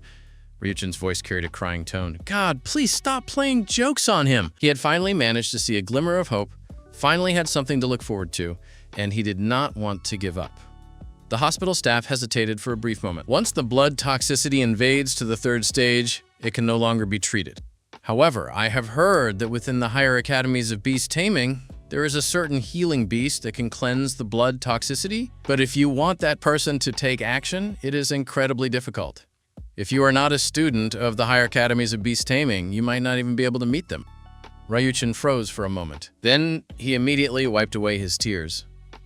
As long as I become a student of the higher academies of beast taming, it will be fine, right? Perhaps you can give it a try, but the prerequisite is that you truly can become one. The other party's advice could only go this far. The rest would depend on Ryuchin's own destiny. However, this was equivalent to giving him hope once again. The higher academies of beast taming, he absolutely had to go. Whoever blocks the path dies. 4 weeks passed, during which he was together with Sumire nearly every single day. When it reached the final week, Sumire said she needed to go to a practical training ground, so she brought an end to their sparring partnership. Ryuchin actually felt it was a bit of a pity. This was likely the closest moment he would ever get to Sumire. Once the graduation exam passed, Sumire would return to being her princess, while he would once again hustle and bustle just to make a living. The lives of the two would undergo heaven-turning and earth-shattering changes, becoming 2 parallel lines that would never intersect. However, what made him celebrate was that during this nearly a month of high-intensity training, he had used the bug exploit to stay inside the ancient realm training ground for a full 600 days. Who could have imagined it? He had used a single month of time to fiercely train himself for 2 whole years. Furthermore, he planned his time with extreme self-discipline every single day, sparring with the strongest school beauty during the day, and frantically adding extra training alone by himself at night. The blood-veined savage turtle's strength attribute had already exploded to well over 1,000 points, far surpassing an ordinary, extraordinary 2-star spiritual beast. Meanwhile, his own strength attribute broke through the 60 mark, far exceeding a Tier 1 warrior. To speak the truth, he felt he was frighteningly strong. Additionally, by utilizing the practical combat experience accumulated day by day, the blood-veined savage turtle was repeatedly able to successfully suppress the 9-colored fox, making the 9-colored fox feel incredibly depressed. It also caused Sumire to frequently cast strange looks toward him, as if she hadn't expected that while her 9-colored fox was rapidly improving, the blood-veined savage turtle was actually progressing at a blistering speed as well. At the same time, his spiritual energy finally broke through 50 points. It had truly not been easy. For humans, breaking through spiritual energy was vastly harder than breaking through strength, because spiritual energy was nearly impossible to train, or rather, the effects of training were microscopic. It primarily relied on potions or magic treasures for nourishment, which involved massive amounts of money.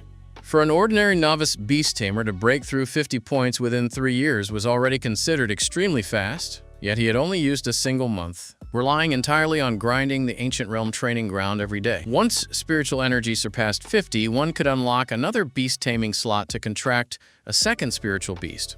And for him, the assimilation function was finally no longer grayed out. This function offered an even greater individual boost to himself, and he looked forward to it immensely.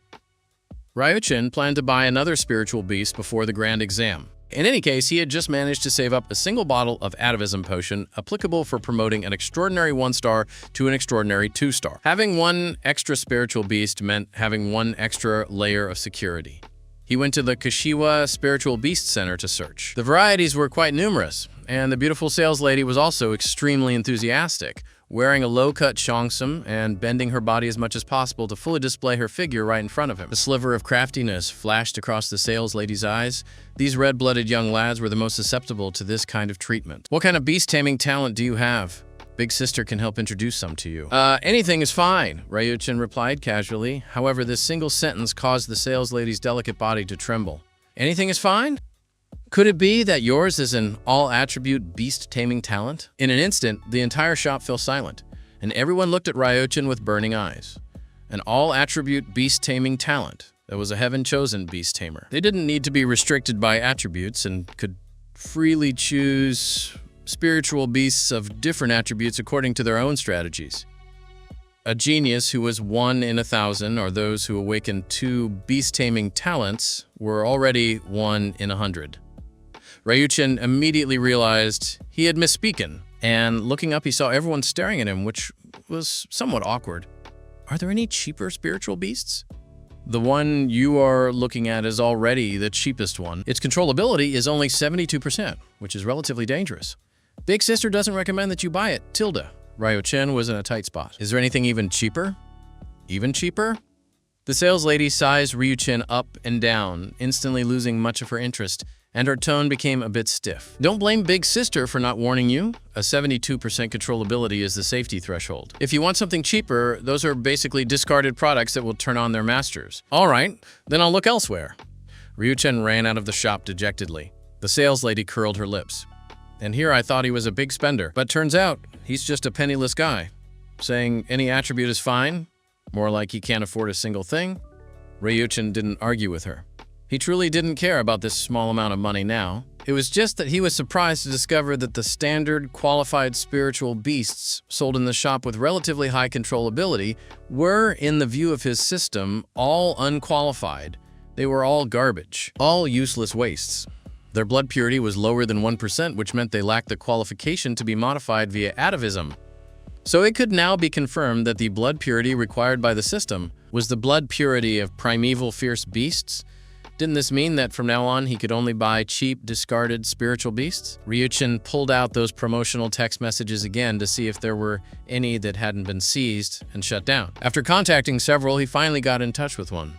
The moment he opened his mouth, he asked for a 5,000 yuan one. The other party was surprisingly decent, saying they had just lost a batch of products recently, and this would exactly help them recoup some losses. For 5,000, they would sell him a spiritual beast with 40% controllability, which was only slightly less prone to losing control. Ryuchin immediately refused. He only wanted those with controllability below 10%. The other party understood completely, offered the decent ones but didn't want them, insisting on the most garbage ones instead. He didn't bother to waste words with Ryuchin and accepted the order. The other party shipped the goods, and by the time Ryuchin rushed home, another black iron cage had been placed by the door. A scratching noise from inside indicated it was a ferocious fellow. Ryuchin instantly became excited. The moment he lifted the cover, the dark shadow inside lunged toward him. The dark shadow gnawed frantically at the iron cage, giving the impression that it would break out in the very next second. However, as it bit, it suddenly froze. Why did it feel like this human's reaction was somewhat different from other humans? He wasn't afraid of it at all. Instead, he was smiling incredibly radiantly at it. For some unknown reason, that smile felt somewhat perverted. "My baby, it's you!" After Ryuchin saw clearly what it was, his shining eyes instantly dimmed down a bit. An extraordinary one-star panda beast. It was said that this was a rather ancient spiritual beast species. Nobody knew what it looked like in the past, but nowadays it primarily took the cute route and was the type that was indifferent to world affairs. "You guys do whatever you want, I'll just be cute on my own." It was good to keep as a pet, but if it was to be used as a combat spiritual beast, that was truly not going to work out. Therefore, its sales in the spiritual beast market had always been quite poor. This merchant tricked me. But right now, only this one had a bloodline purity greater than 1%. There were no other choices. After over 10 minutes of suppression, his 50 points of spiritual energy easily engraved the contract rune onto the panda beast's head. Ding! Contract completed with extraordinary one-star panda beast detected that the contracted extraordinary one-star panda beast can undergo atavism to an extraordinary 2-star berserk iron-eating beast. Berserk iron-eating beast? This was completely different from his understanding of a panda beast. Ryuchin looked at the description on the Spiritual Beast Illustrated Guide. The standard evolution route for a panda beast was the extraordinary 2-star Moonlight Panda. Extraordinary tier 2-star. It possessed a coat of soft white fur interspersed with gray spots, and its appearance looked full of approachability, completely lacking aggressiveness. Its most prominent feature was a pair of eyes that could emit a faint blue glow at night, capable of absorbing the power of moonlight. Its evolution ceiling was the elite tier 2-star Dark Knight Panda Beast. Combat characteristics: a support type spiritual beast. It could use the reflection of moonlight to project healing energy to heal its own wounds or those of its allies. And it possessed decent night vision capabilities. Under moonlight, its agility increased threefold: 70 speed, 30 strength, 50 spiritual energy. Generally well-rounded but mediocre. Healing and night travel were the characteristics of the Moonlight Panda Beast, but compared to specialized support type or night-traveling spiritual beasts, it would be somewhat lacking in every aspect, belonging to a jack-of-all-trades type. Ryuchin then looked at the atavism route. Berserk Iron-Eating Beast. Level, Extraordinary Tier 2-star. Massive build, burly and robust physique. Rough fur, displaying a deep gray color. Its skin was as hard as iron, capable of resisting a certain amount of attacks. Its eyes would emit a red glow at night, exuding wildness and berserk fury. "It's coming! It's coming! It's coming!" Ryuchin grew excited. Just looking at this description made his blood boil. Finally, it wasn't an aggressiveless, cute-looking appearance anymore. Combat characteristics: iron hide, skin as hard as iron, possessing extremely high resistance to physical attacks. Berserk power, capable of bursting forth with immense strength during combat, with devastating destructive power. Iron-crushing fangs. Possessed a mouthful of sharp teeth capable of crushing metal, easily tearing through an enemy's armor. Iron-Tide Roar, the berserk iron-eating beast, releases a sky-shaking, furious roar, the sound waves containing spiritual energy that form ripples of sonic shockwaves, dealing dual physical and psychological blows to the enemy, causing the enemy to lose balance and combat capability within a short period. Iron Fist Torrent. During combat, if the berserk iron-eating beast consumes enough iron elements, it can enter a torrent state, causing its defense to skyrocket and its attack speed and strength to increase drastically, with every strike carrying an aura of iron and blood, capable of weakening the enemy's defense and dealing continuous damage. Good, good, good! He seemed to understand primeval fierce beasts a bit now. They all liked to go crazy, didn't they? The blood-veined savage turtle launched berserk strikes under the blood-boiling state. while the berserk iron-eating beast could transform into a crazed kung fu panda by eating enough iron, delivering insane strikes to the enemy. Awesome. Consistent in style, as expected of crazy, primeval, fierce beasts, they all like to stake everything. Looking further at the attribute stats of the berserk iron-eating beast. Strength, 210, speed, 80, endurance, 80, spiritual energy, 90. Awesome. Its baseline stats were stronger than the blood-veined savage turtle's starting point. As expected of a beast from the primeval era, the blood-veined savage turtle was an ancient, fierce beast, whereas the berserk iron-eating beast belonged to an era even older than the blood-veined savage turtle, a primeval fierce beast. There was nothing more to say. System, Atavism the panda beast. Atavism in progress. Atavism potion -1. The fur of the berserk iron-eating beast began to gradually shift into alternating shades of black and gray, looking like an incredibly swollen panda beast, and its body size was also expanding. Ryuchin placed the berserk iron-eating beast into his beast-taming space to await its successful evolution. At the very least, he would have a hidden trump card for tomorrow's graduation grand exam. He estimated that there shouldn't be too many novice beast tamers who possess 2 spiritual beasts, so he should hold a massive advantage. The next day, the day of the grand exam arrived. In accordance with the school's regulations, the students gathered at the assembly point outside the city. Over 100 students arrived, most of them accompanied by their families. Ryuchen looked on with a hint of sorrow. His adoptive mother was at the hospital accompanying his adoptive father, so she couldn't come. Furthermore, his adoptive parents didn't know that the method of the grand exam had become so dangerous. He hadn't wanted to make the two worry, so he hadn't mentioned it. This graduation exam received attention from all circles of Kashiwa City, and many celebrities came to watch. Everyone wanted to know who from Kashiwa City could ascend to the heavens in a single step this year. Even the military had mobilized. The ones sent to supervise the exam were none other than the Fire Dragon Shadow Warrior Detachment, one of the spearhead companies of the Rinjo Province Demon-Suppressing Army. The difficulty of being selected into this unit was extremely high. They were the elite among elites. The looks everyone cast toward them were filled with reverence and yearning. If any family could produce a member of the Fire Dragon Shadow Warrior Detachment, it would truly be an immense honor for generations. Ryuchen couldn't help but take a few extra glances. They were indeed exceptionally imposing. He had heard that the Fire Dragon Shadow Warrior Detachment had already eliminated spiritual beasts above Extraordinary 2-star within the exam area to ensure the safety of the candidates, but over an area of several hundred hectares, whether there were truly any that slipped through the net remained a mystery, which was also what everyone worried about. Meanwhile, certain other individuals drew everyone's gaze. A dozen or so handsome young men and beautiful young women dressed in splendid, luxurious clothing. Followed behind by maids and servants, they held their necks high with faces full of arrogance, as if intentionally separating their identity and status from the Kashiwa locals. The students of the first beast-taming high school filled their eyes with resentment. These goddamn exam migrants, if they were truly that proud, then they shouldn't come to this small place. Acting hypocritically while trying to maintain a virtuous facade, it was truly disgusting.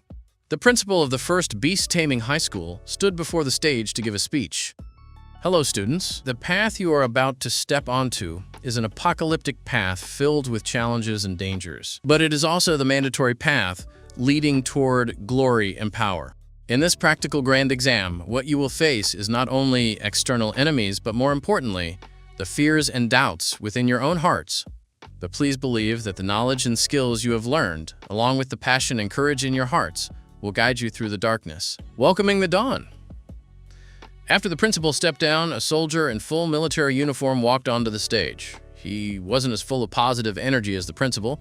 First, he scanned the naive students and then said in a sarcastic tone, "I wonder how many of you will come out of here alive." The moment these words were spoken, fear immediately clouded the students' faces. Do you see the flag in my hand? For this exam, we have placed several flags like this within the test zone. You need to form teams of 7 and find 8 flags. The first team to find 8 flags will have all its members pass the exam. Everyone immediately erupted into a clamor. Was this the exam format? Finding flags? Then luck plays too big of a factor, Ryuchen condensed his brows. Not only was the element of luck too high, but he even felt that this kind of exam format made it very easy to cheat. As long as someone knew where the flags were beforehand, wouldn't it be incredibly easy to win? Furthermore, why was it a team battle? There are strong and weak members in a team. Aren't the weak ones just dead weight? In other words, cooperating with the strong makes it easier to win. The military officer extended a finger and continued, Requirement 1. It must be completed as a team. Individual completion will not count toward the score. Requirement 2.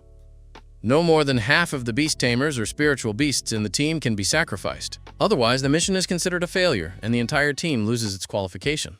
As soon as he finished speaking, the students began moving frantically. The strong had to find the strong. The strong were not just a backing, but also a guarantee. Ryuchin immediately looked around. Currently, among the known students, people like Kazuki and Hiroto, for instance. Their spiritual beasts were powerful, so they would inevitably become favorites. Hiroto wasn't seen, most likely because his spiritual beast's injuries hadn't healed yet, while Kazuki was already surrounded by a large crowd of people. A contemptuous smile hung on Kazuki's lips. No one was willing to team up with Ryuchen because his defective spiritual beast had already become known throughout the entire school. He was universally recognized by everyone as the biggest dead weight. Brother Ryuchen, please, you must join my team. Ryuchen turned around and saw a fat guy covered in radiant golden light waving at him. Gento. He was the school's little know-it-all. The fact that Ryuchen had bought a defective spiritual beast had been leaked by him. Gento, why are you passing over everyone else to choose this guy? His spiritual beast is a defective model, several people around him said with furrowed brows. Ryuchen scanned them. Anzu, Mayu, Koharu, Daiki. They were all at the upper middle level in the school. Gento still had a certain amount of rallying power. Although he wasn't as arrogant as Kazuki, his family background wasn't bad at all. In fact, the Watanabe family was the wealthiest family in the city. Gento was the sole heir of the Watanabe family, so everyone figured the family must have invested heavily in him. So following Gento was relatively safe. But Gento had rejected many people along the way and walked straight over to Ryuchen, inviting Ryuchen to join the team. Are you crazy? The one expressing dissatisfaction was Anzu. Bring us along, okay? I really look forward to you joining us. Gento ignored Anzu and continued to invite Ryuchen. Ryuchen didn't speak, but his expression questioned what Gento meant. Did he want to intentionally add him to the team just to mock him in front of the female classmates? He didn't seem to have ever provoked Gento. Gento hadn't crossed him before either, except for posting his transaction information in the group chat once. But people like Gento loved to show off, immediately sharing any fresh news that others didn't know. It wasn't necessarily out of malice. But what did inviting him now mean? Chapter 16. The Ryuchen family actually arranged someone too. Ryuchen thought about it and still agreed. Anyway, the requirement was that they had to form a team, and he also felt that Gento's team would be slightly more reliable. Gento, you actually called him? Didn't he buy a defective spiritual beast? It has no combat power. He will only drag us down. Anzu continued to show her disdain for Ryuchen. Anzu used to be Riri's best friend. When they were in school, she often listened to his tutoring sessions alongside Riri. In the past, she would smile and greet him when they met, but now that he had bought a defective spiritual beast, Anzu's attitude toward him had taken a 180-degree turn. The other three didn't speak, but looking at their eyes, none of them could quite understand Gento's approach, similarly believing that Ryuchen would be a drag. Gento said with a smile, Brother Ryuchen is a big shot. What the hell do you know? Gento, how can you speak like that? Believe it or not, I'll have Riri ask young Master Kazuki to teach you a lesson. Anzu was extremely arrogant. The smile on Gento's face gradually faded. Riri this, young Master Kazuki that. Did their team include you? Where do you get your confidence? Believe it or not, I can make you get the hell out of this team right now. Anzu's face changed slightly. She immediately stopped talking. Aside from the teams of those few most popular powerhouses, Gento's team was currently the most reliable. She didn't want to leave. Come on, Brother Ryuchen, let's not waste time. Let's find our next teammate.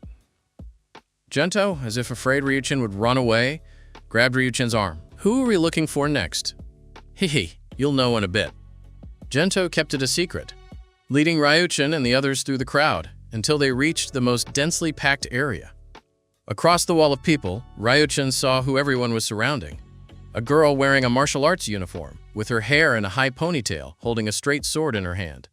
She was exquisitely beautiful. She looked as if she had walked out of a fairy realm, making it impossible to look away from her. Yet the 1,000-foot-deep cold indifference in her eyes made people not dare to look at her for too long. Sumire. A short-haired girl, Mayu, said, "Sumire is a super big favorite. Can we grab her?" Hee hee. Who knows until we try.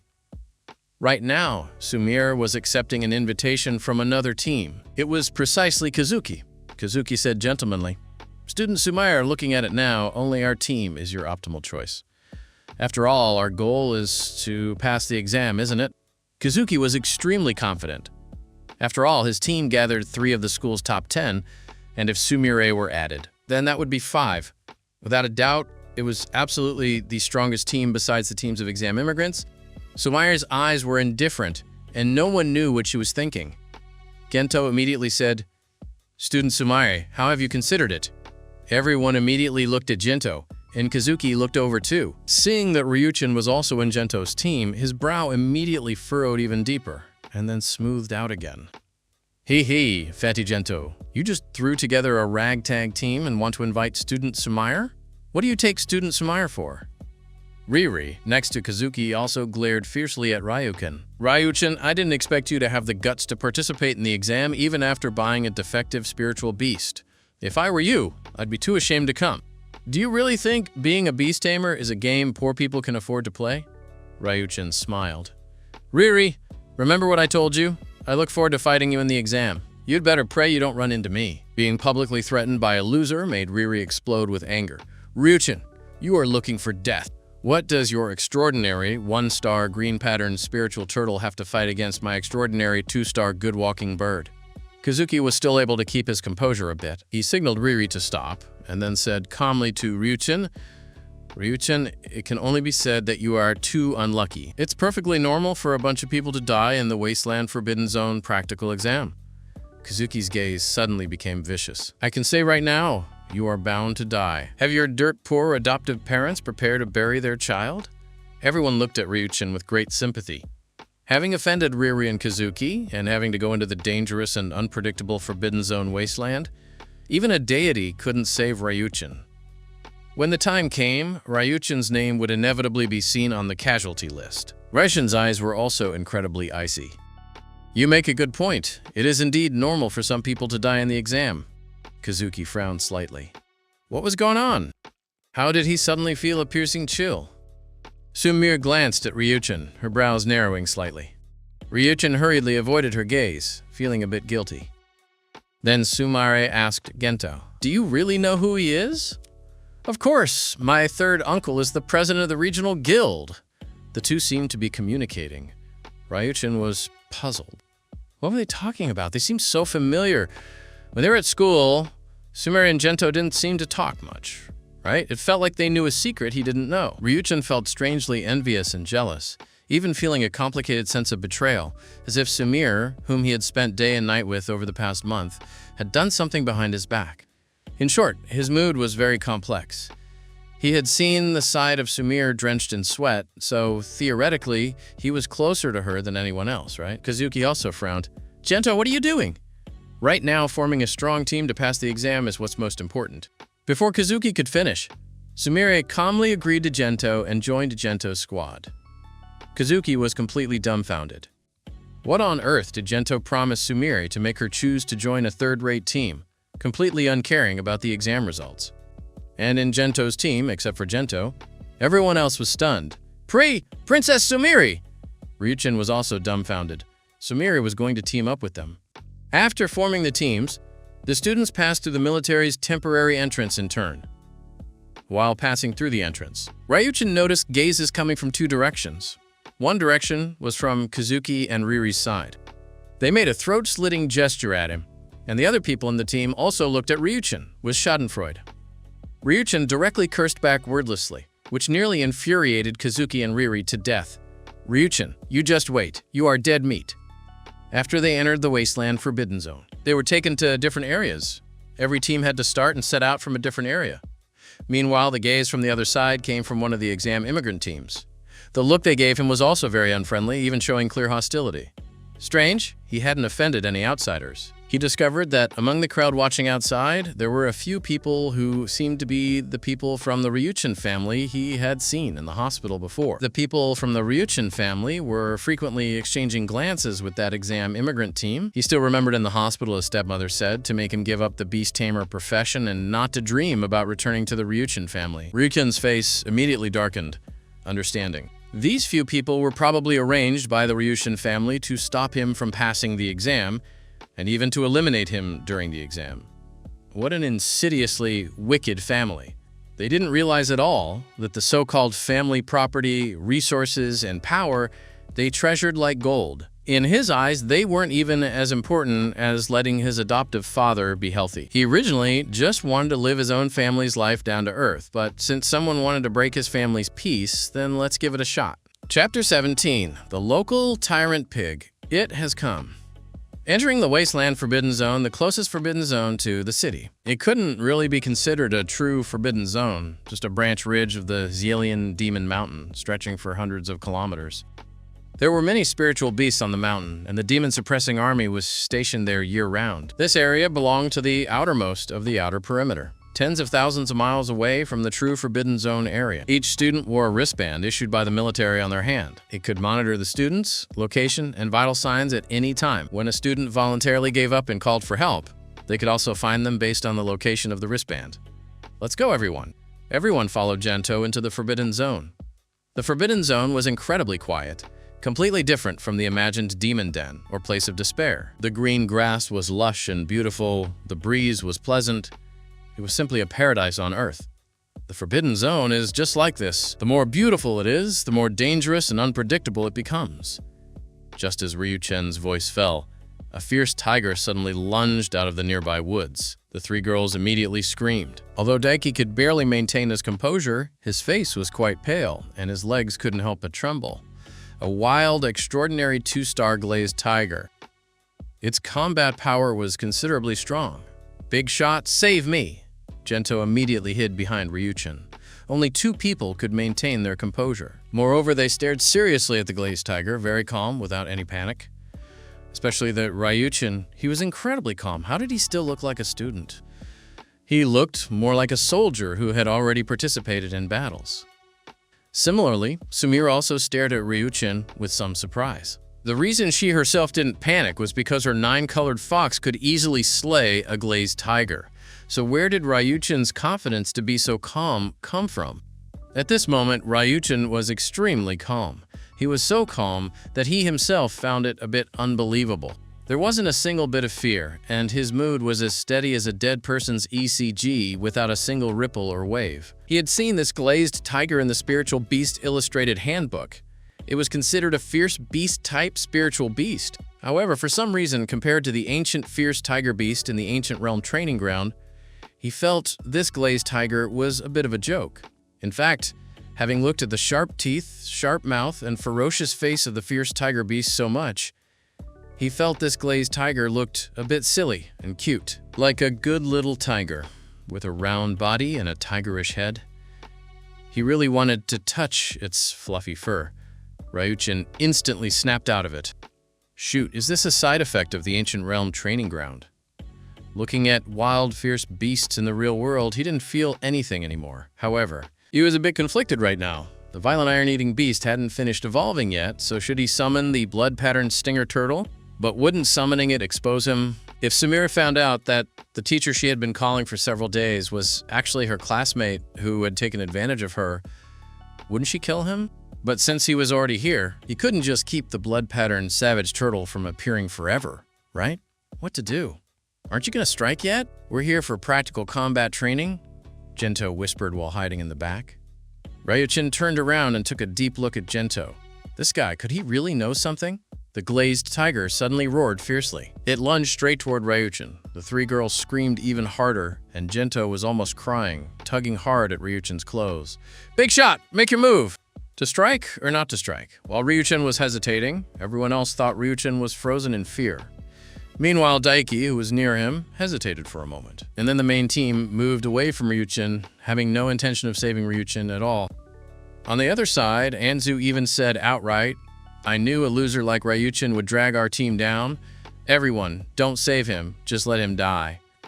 Daiki immediately followed up, saying, anyway, we have 3 death quotas. As long as it doesn't exceed half, 1 death won't affect our result. Gento immediately frowned. Just as he was about to say something, at the critical moment, a silver light flashed. Thud.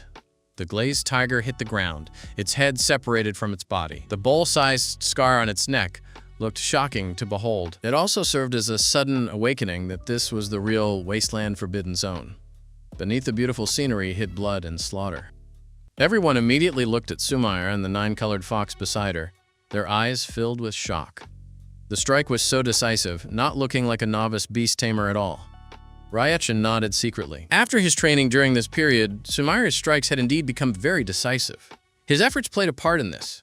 Ryuchen actually felt a bit proud, unconsciously revealing a smile of hiding his achievements deeply. Sumire, you are so amazing now. A wild, extraordinary 2-star spiritual beast can't even survive for a second in front of you, a short-haired girl said with admiration. The short-haired girl was Mei Yu, a cool girl who was very popular among both girls and boys. Yeah, Sumire and we are simply not on the same level, a long-haired girl said gently. She was Koharu, with a very soft personality, but her figure was incredible. She was often the dream girl of the boys in the class.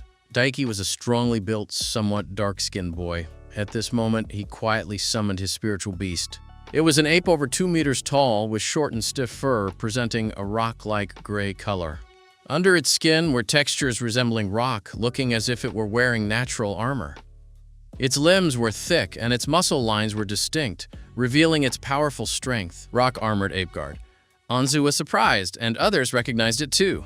The rock-armored ape guard was a spiritual beast species that had once been in the Yellow List top 10. The reason it wasn't on it now was because as the number of spiritual beast species discovered by humans increased, if higher quality ones appeared, they would replace the spiritual beast species on the list. Still, having been on the Yellow List was already very impressive. Ryuchen was also a bit surprised. This Daiki usually kept a low profile, but he actually had such a trump card. A proud expression surfaced on Daiki's face. He unconsciously glanced at Sumire. Like Sumire, his spiritual beast had been on a list. Although one was the Yellow List and one was the Sky List worlds apart, it was still different from others. But Sumire's expression was calm, and she even seemed a bit disappointed. Sorry, Miss Sumire, my reactions were just a bit slow earlier. In reality, my rock-armored ape guard could have easily killed that glazed tiger in a single second too. Daiki ignored everyone else and walked directly to Sumire's side. Sumire looked at Daiki with confusion and asked a seemingly random question.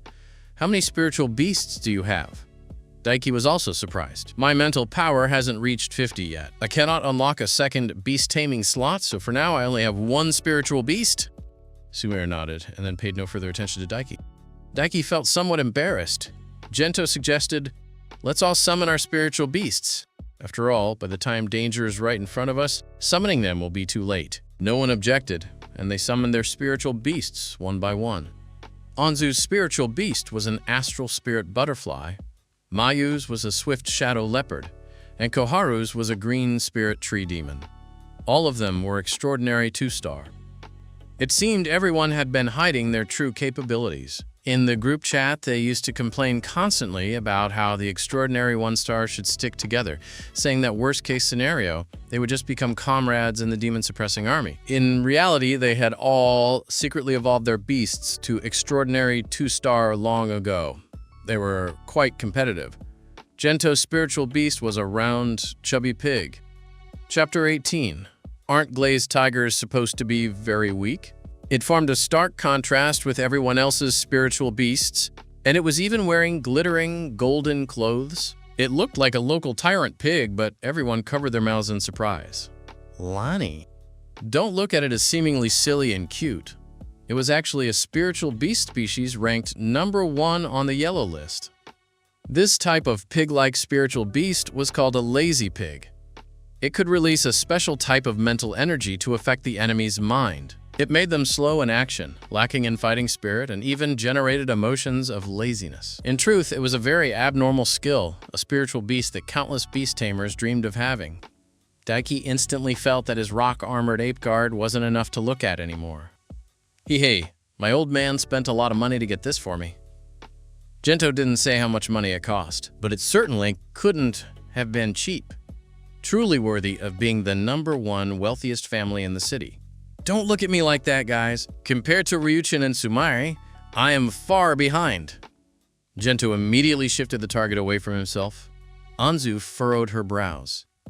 Sumire goes without saying, but you mentioned Ryushin. Didn't he buy a defective spiritual beast? Out of all of us here, only he is the weakest. Everyone instantly focused their eyes on Ryuchin. Sumire also looked at Ryuchin. Ryuchin was put on the spot. Suddenly, rustling noises came from the jungle. Several glazed tigers suddenly rushed out. Everyone was instantly terrified. Several glazed tigers? Aren't glazed tigers solitary spiritual beasts? Defend! Daiki shouted loudly, but in the next second, he stood right next to Sumire. He wanted to defend against the enemy together with Sumire. Anzu, being quick of eye and hand, hid behind Gento. Mayu was very brave, directly ordering her swift shadow leopard to charge out and fight the glazed tigers. The swift shadow leopard and the glazed tiger were originally evenly matched, and since the swift shadow leopard was faster, it could hold a slight upper hand. But because several glazed tigers rushed out together, they nearly tore the swift shadow leopard to pieces. Swift shadow leopard! Mayu's pretty face instantly turned pale. She rushed forward, intending to rescue her swift shadow leopard, but was blocked by Ryuchin. Beside Ryuchin, Koharu let out a cry of alarm. 3 glazed tigers are rushing toward us. Her spiritual beast was the green spirit tree demon, which was a support type and not good at combat. Meanwhile, Daiki's rock-armored ape guard showed absolutely no intention of taking action, seemingly not wanting to end up with the same fate as Mayu's beast. Ryuchin's eyes instantly grew icy. He immediately summoned his blood-patterned savage turtle. The moment the blood-patterned savage turtle appeared, a powerful bloody scent surged within a few meters around it. Sumire's pupils shrank sharply, looking at Ryuchin in disbelief. It actually was this guy. Meanwhile, Daiki, standing nearby, ridiculed, truly worthy of being a $5,000 spiritual beast, it really is exceptionally ugly. Sumire didn't speak. On the other side, Gento pondered slightly. He didn't speak either. There were 3 people on Ryuchin's side. Mayu's spiritual beast had nearly lost its ability to fight, and Koharu was not good at combat, so the blood-patterned savage turtle needed to kill 3 glazed tigers. Indeed, all of the glazed tigers. After more than 7,000 hours of training in the ancient realm training ground, the blood-patterned savage turtle's combat experience had long since been elevated to the absolute limit. It lunged forward first, dodging the glazed tiger's large mouth, biting the glazed tiger's neck with absolute precision and ferocity, and then shook its head violently. The glazed tiger's neck was instantly snapped. Immediately after, the blood-patterned savage turtle charged forward with thudding steps, launching a blood armor impact at extreme speed, knocking over 2 glazed tigers. With another claw strike, it ripped open the belly of another glazed tiger, continuing its wild, relentless pursuit with thudding steps. Biting, impacting, tearing, in a short span of less than 2 minutes, 8 glazed tigers were completely wiped out. The blood-patterned savage turtle was completely covered in blood, looking extremely terrifying and gruesome. While fighting with the glazed tigers, the blood-patterned savage turtle knew its advantages lay in vitality, defense, and self-healing abilities. Therefore, in order to resolve the opponents faster, it smartly abandoned defense and chose extreme offensive slaughter. Everyone fell silent. Behind Ryuchin, Mayu and Koharu's pretty faces were frozen in a daze. Gento and Anzu were also dumbfounded. Needless to say about Daiki, he was scared silly, his legs trembling. He had just mocked Ryuchin moments ago. Only Sumire, aside from having a somewhat complicated expression, remained very calm. When encountering danger, each retreated faster than the last. This was what a so-called team looked like. Ryuchin's expression was cold and harsh. He was very disappointed by the reactions of the others just now. Ryuchin, what are you so arrogant about? You just killed a few glazed tigers. These wild spiritual beasts are inherently inferior to those evolved by beast tamers. To think you've actually started showing off. Anzu had looked down on Ryuchin from the start, especially after Ryuchin was dumped by her best friend Riri. She looked down on him even more. Hearing that Ryuchin actually dared to lecture them, she directly cursed out loud. This time was just giving you a chance to perform. Next time, there won't be any need for a loser like you to take action. Anzu then said to the others, Perhaps we all overestimated the glazed tiger. The glazed tiger isn't that strong. Any of us could easily take on a whole group alone. Neither Gento nor Sumire spoke. Daiki immediately stepped forward, patting his sturdy chest. Yeah, it just wasn't my turn to strike this time. Next time we encounter a group of glazed tigers, I'll show everyone what I can do. Daiki acted as if he simply hadn't had time to make his move earlier, instantly erasing the achievements Ryuchin had just performed. Gento looked thoughtful and immediately clapped his hands. Then we shall rely on the two of you. Ryuchin glanced at Gento. What exactly was this guy's mindset? It felt like he was intentionally causing trouble. The glazed tiger might be weak compared to a fierce tiger beast, but in reality, its individual combat power was about the same as a gloomy shadow wolf. 7 or 8 gloomy shadow wolves would be a handful even for the current blood-patterned savage turtle, and the initial blood-patterned savage turtle might not have been able to handle them at all. Others might not know, but could Gento not know? Gento discreetly winked at Ryuchin. Brother, I am teaching these two arrogant fools a lesson for you. Suddenly, rustling sounds echoed from the jungle again, and another 7 or 8 glazed tigers rushed out. This time, Ryuchin directly pulled Mayu and Koharu to hide behind Sumire. Sumire turned her head and took a deep look at Ryuchin. But she didn't intentionally maintain her distance, like she did with Daiki. Seeing this subtle yet pride-wounding difference, an unwilling fire of jealousy instantly ignited in Daiki's chest. As long as he also won a solo fight against these few glazed tigers, Sumire would surely change her view of him. While Anzu was still hesitating, she was given a push by Gento. Miss Anzu, it's up to you. Anzu could only brace herself and make her astral spirit butterfly flutter above the heads of the glazed tigers. The astral spirit butterfly's wings would scatter some substances that could make a fierce beast lose its sense of direction, and then the astral spirit butterfly would take the opportunity to slice the glazed tiger's head with wings as sharp as knives. The plan was good, but in actual execution, the astral spirit butterfly could never get into the right position, and the substances it scattered were always dodged by the glazed tigers. In terms of actual combat experience, the glazed tiger was more than a little bit stronger than the astral spirit butterfly. Bringing its two claws together, it snatched the astral spirit butterfly down and tore it to pieces with its bloody maw. Astral spirit butterfly! The blow to Anzu was too great, and she sat directly on the ground. Aren't glazed tigers supposed to be very weak? They weren't weak at all. Meanwhile, Daiki also reacted, but it was already too late. The rock-armored ape guard was surrounded and bitten by 4 glazed tigers. Even though the rock-armored ape guard's defense and strength were far greater than the glazed tigers, it couldn't defend against 4 opponents at once. It was pinned to the ground and eaten by the pack. Can someone save my rock-armored ape guard? Daiki quickly cried out to the others for help. Chapter 19, Sumire's coordination level is too high. However, Sumire completely ignored him. Gento shrugged his shoulders innocently. Don't look at me. At this time, Daiki thought of Ryuchin. He hesitated for a moment and said to Ryuchin in a stiff tone, Ryuchin, save my rock-armored ape guard. Originally, Ryuchin really had some intention to save it, but seeing Daiki's attitude, well, he might as well save his strength. Ignoring Daiki, Ryuchin, are you looking for death?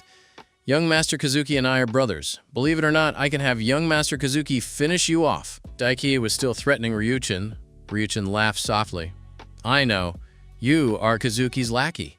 Then you should have Kazuki come save it. You! Daiki was furious, his face turning red, his fists clenched tightly and cracking. He really wanted to rush up and beat Ryuchin to death. But seeing the giant turtle beside Ryuchin, he instantly lost his courage again. Seeing that the rock-armored ape guard was about to be bitten to death, Daiki fell to his knees with a thud. Brother Ryuchin, please take action to save my rock-armored ape guard, Ryuchin said with a smile. If you had this attitude earlier, wouldn't it have been nice? Daiki instantly rejoiced in his heart. So you've decided to step in and save it? I was talking about earlier, this attitude is useless now. Daiki's face instantly turned completely dark. Ryuchin was playing with him. Gento burst out laughing. You guys, I told you long ago that Brother Ryuchin is a big shot, but you wouldn't believe me, and you kept looking for trouble. Gento continued. Furthermore, just now, you and Anzu clearly had the opportunity to save Mayu's swift shadow leopard, and your positions were very close. Why did you choose to stand by and watch? He and Sumire had originally stood far away, whereas Anzu and Daiki had deliberately run to their side to hide. The nature of the situation was different. Daiki was at a loss for words. My old man often teaches me a principle of being a person. If you want others to be generous, you must first be generous to others yourself. You guys figure it out slowly. Gento patted his local tyrant pig. Oink, oink! The lazy pig began to oink. Under this magical sound, the movements of the glazed tigers felt as if they were slowing down, and finally, they stopped blindly, the expression in their eyes becoming much clearer. Now's the time, Gento quickly reminded. Sumire patted the nine-colored fox. The nine-colored fox instantly charged out, and after a flash of swords and shadows, the heads of the several glazed tigers all hit the ground. The remaining few gasped once again. But now, the team's situation had undergone a change. Mayu's swift shadow leopard was barely breathing, Daiki's rock-armored ape guard had been eaten, and Anzu's astral spirit butterfly had also been devoured. These three lost their exam qualifications and were taken away by the military personnel. Only Koharu's green spirit tree demon, Ryuchin's blood-patterned savage turtle, Gento's lazy pig, and Sumire's nine-colored fox remained. For their team, whether it was the beast tamers or the spiritual beasts, no more sacrifices could be allowed. Otherwise, the whole team would be disqualified. Koharu's face was pale. She had no ability to protect herself. If no one saved her next, then she would surely die. Gento warmly comforted Koharu. Koharu, don't worry. There is a reason we didn't save them. Mayu was actually an exception. We didn't expect her to have no experience at all, being so reckless the first time coming to the Wasteland Forbidden Zone. Actually, Mayu is a good girl, sincere, honest, and willing to contribute to the team. It's just that everyone didn't react in time. By then, the swift shadow leopard was already in critical danger, Ryuchin said. Currently, we haven't found a single flag yet. It seems we need to go deeper. Sumire nodded, and she also became serious. She let Koharu walk beside her. Koharu felt extremely honored. Ryuchin suddenly understood the meaning of the team exam. One must learn to protect teammates, otherwise, if a teammate is eliminated, they themselves will lose their qualification. The new principal of the Higher Academy of Beast Taming truly is a very practical administrator. Perhaps the exam should have been held like this long ago. Planting solidarity in the heart of every student might be remembered by them for a lifetime, and scum like Anzu and Daiki wouldn't appear. Bang! Suddenly, in the sky relatively far away from them, a small cluster of fireworks rose and quickly dissipated in the air. This was the firework that would automatically launch when a flag was pulled, designed by the examiners to increase the difficulty of the exam. What? A team has already pulled a flag? Gento was shocked. They had only just suffered heavy losses. Who is it? To be so fast? Could it be the immigrant team from out of town? Gento asked. I don't know, but it's not quite normal. Ryuchin's expression was grave. Although their team had wasted a lot of time due to the 3 waves of glazed tigers, there must be teams faster than them. However, in such a large forest without any clues, finding a flag so quickly probably wouldn't be easy. It felt as if they went straight for that flag, otherwise it wouldn't be this fast. Ryuchin began to speculate. Could someone be cheating? Perhaps the opponent had a scouting-type spiritual beast, or a scouting-type skill. For an event as large as the graduation exam, the probability of cheating was minuscule. Ryuchin turned his head and found Sumire looking at him, seemingly already knowing his thoughts. All right, it was his own lack of knowledge. Ryuchin shifted the topic with some embarrassment. We need to speed up. Koharu looked toward her green spirit tree demon. At this moment, the green spirit tree demon was plugging its tree vines into the ground. A faint green energy circulated, and the surrounding trees made a rustling, swaying sound, as if responding to the green spirit tree demon. The existence of this type of spiritual beast was rather special. It was a spiritual beast formed by a tree spirit, becoming sentient, possessing a naturally sensitive affinity for trees. Wait, the green spirit tree demon said. It seems there is a flag ahead, Koharu said. Gento widened his eyes. Wow, your tree demon actually has perception abilities? Aren't tree demons usually just for healing and recovery? Being stared at by Gento made Koharu's pretty face turn slightly red. My tree demon has slightly different skills. Gento's spirits rose greatly. Koharu has shown us the clear path. Let's rush forward. Don't let others get there first. Gento rode on his pig and charged forward fiercely. This action looked incredibly comical. Ryuchin and Sumire also accelerated their pace, arriving at a relatively open area. They saw a red flag stuck into the ground. Gento turned his head. Brother Ryuchin, your turtle has strong defense. How about you go ahead to scout the path and see if there are any traps or anything? Ryuchin's brow twitched slightly. Sumaira's 9-colored fox was more agile. Why not let her go? Being retorted, Gento stuck out his tongue. Big brother, look at me. Do I dare to command Miss Sumaira? Miss Sumaira had barely acknowledged him throughout the whole journey, and how could she possibly scout the path for them? It would be good enough if Princess Sumaira didn't forcefully make others scout the path. He had seen many young ladies born into top wealthy families who wished the whole world revolved around them, where only they could enslave others, leaving no chance for others to enslave them. It's fine, I'll do it. Sumaira stepped forward, leaving Gento entirely dazed, as if he had witnessed the Big Bang, his eyes filled with shock. Princess Sumaira was willing to risk her life just because of a single sentence from Ryuchin. Chapter 20. First encounter with Kazuki's team. Ryuchin also didn't expect Sumaira to agree so easily. He reminded Sumaira, "Be careful.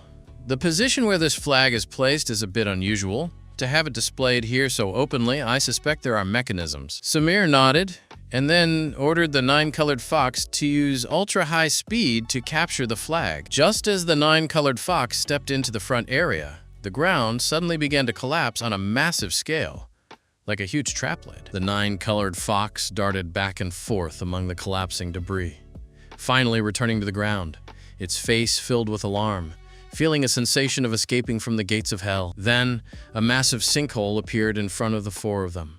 It was deeply profound, at least several hundred meters deep, and its diameter was also at least several hundred meters. It caused a large number of surrounding trees to fall into it. My God, this is too ruthless, right? This is an exam. Are we sure it's not murder? Gento was already dumbfounded. At the bottom of the sinkhole, there were also sharp bamboo spikes. If someone accidentally fell down, wouldn't they directly turn into a honeycomb? All 4 of them were somewhat shocked. Ryuchin immediately asked Sumaira beside him, "Is the graduation exam usually this dangerous? This doesn't even look like a trap set for students anymore. It feels like they took a trap specifically designed for spiritual beasts to use against students. Too insidious." Sumaira shook her head. "It's also my first time participating in the graduation exam, and since this year is the first year of the reform, there are no previous cases to represent it." "Then how do we get the flag in the middle? Do we climb across from below?" Gento asked. I think I can try." Koharu raised her hand timidly, and then she had the green spirit tree demon take root at the edge, absorbing the surrounding spiritual energy and then slowly extending its branches and leaves over. Although it was slow. "No one needs to go down there. Hey, now that we have Koharu, we truly have the strongest support. She's so capable." Gento praised her wildly, making Koharu even more embarrassed. The tree branches spread out, gently rolled up the flag, and pulled it up. Koharu expressed a slight doubt. "It's so loose, it's as if it were just casually stuck here." Ryuchin had a sudden, ominous premonition. He looked at Sumaira and she looked back at him. They spoke almost in unison. "No fireworks. No fireworks." The words had barely left their lips when a sharp cry came from the sky.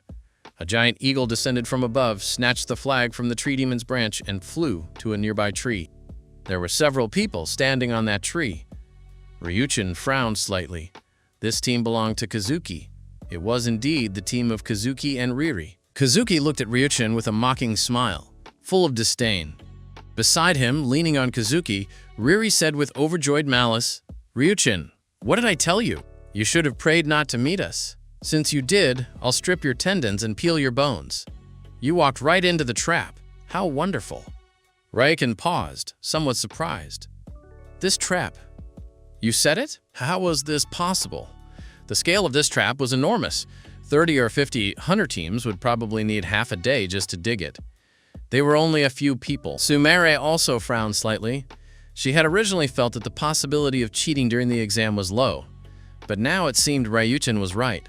Before the exam even started, someone had already come in to set things up, and the military, responsible for maintaining fairness, had tacitly approved their cheating behavior. Before the start of the exam, the military must have been secretly monitoring the area and even conducted a carpet search of the spiritual beasts in the zone. It was impossible that they hadn't discovered such a trap. What exactly was going on with this year's exam? After a moment of thought, Sumaira roughly understood what was happening.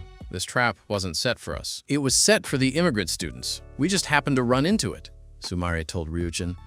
Ryuchin still didn't quite understand. Gento was also lost, saying with shock, "But isn't this still cheating?" A young man next to Kazuki sneered. Kazuki, no wonder you hang out with Ryuchin. You're both so stupid. Tatsuo, what do you mean? Cheating, and you're still acting like you're in the right? Gento retorted. Tatsuo's family was quite wealthy, being the second wealthiest in the city, and the two were often compared to see whose family had more money, so they basically had to fight whenever they met. But today was different. This wasn't just a squabble. This was a matter of life and death. Koharu said timidly, I think I understand. This kind of cheating is allowed by the military. Gento was still confused. So why would they allow cheating? I've never heard of cheating being allowed in the graduation exam before, Ryuchin said indifferently. This is a test for the immigrant examinees. They used a little trick. They thought that immigrating to the city to take the exam would make it easier to enter the top-tier beast-taming academies, but in reality, the academies were very clear about their movements. So they deliberately allowed the local students to use cheating methods to deal with those immigrant candidates. Ryuchin finally realized. A trap this large, to dig it without making a sound under the nose of the military, was simply impossible. Combining it with what Sumire said, he understood what was going on. Kazuki looked at Ryuchin calmly. Ryuchin, although your spiritual beast is trash, you have a bit of a brain. Originally, this trap was meant for the immigrant teams, but since you triggered it, then you should be eliminated. It won't be a waste of our trap either, Kazuki declared Ryuchin's fate. Riri added, I want my benevolent bird to kill him and his emerald-patterned turtle personally. Kazuki nodded indulgently. Riri was overjoyed and immediately used the bird that had snatched the flag to descend to the ground. That giant black bird was the benevolent bird. It was an extraordinary 2-star, skilled in flying and reconnaissance. It wasn't originally skilled in combat, but Riri felt that teaching an extraordinary 1-star emerald-patterned turtle a lesson would be easy. The four of them remained expressionless. Gento immediately thought of something, hiding a wicked smile, and said kindly, I suggest you don't fight Ryuchin one-on-one. Riri thought Gento was going to intervene in her duel with Ryuchin. She wasn't confident in fighting Gento, so she immediately looked at Kazuki for help. Kazuki stared at Gento with cold eyes. Gento, if you want to risk your life to protect Ryuchin, I can accommodate you. A giant flaming fox jumped down, looking at Kazuki with dangerous eyes. Kazuki was quite sensible and immediately turned away. It has nothing to do with me. I was doing it for Riri's sake. If she doesn't appreciate it, then forget it. Hee, for my sake? You really think my benevolent bird would lose to an emerald-patterned turtle? I will tear him to pieces. Riri's confidence was through the roof right now. She was finally going to be able to stomp Ryuchin under her feet. When she had tried to offer herself to him back then, he had actually refused. Who does he think he is? Behind Ryuchin, the expressions of Gento and Koharu were strange. Brother Ryuchin's turtle is not an emerald-patterned turtle. Sumire wasn't interested at all, leaning against a tree with her eyes closed, waiting for Ryuchin to resolve these matters. Chapter 21, The Brutal Benevolent Bird. Ryuchin, look at yourself now. How pathetic. Riri looked down on Ryuchin with contempt, as if she had finally found an opportunity to mock him. When you had the full attribute beast-taming talent, weren't you very arrogant? Didn't you look down on everyone? And yet now, you're the biggest loser. This is how the tables have turned. What is the use of good grades? Don't you still have to act like a dog for Sumire and Gento? Otherwise, why would they bring a loser like you along? Suddenly being named, Gento and Sumire looked at each other. He didn't know what Sumire was thinking, but Gento was truly struggling to hold back. Can we start fighting already? If Riri kept being this ridiculous, he would really burst out laughing. Seeing Ryuchin unmoved, Riri grew angry. At a time like this, you still dare to ignore me? Ryuchin, who do you think you are? Still trying to act high and mighty? Is this the place for you to act high and mighty? Go to hell. The black benevolent bird launched a charge. Its hard claws were as sharp as knives, enough to easily slice through hard iron. The people on the tree branches showed smiles of certainty. Riri, are you being too serious? That loser Ryuchin's spiritual beast is just an extraordinary 1-star emerald-patterned turtle. Riri snorted coldly. I said it. I will definitely abuse and kill him. At this moment, Riri had completely forgotten their past as classmates.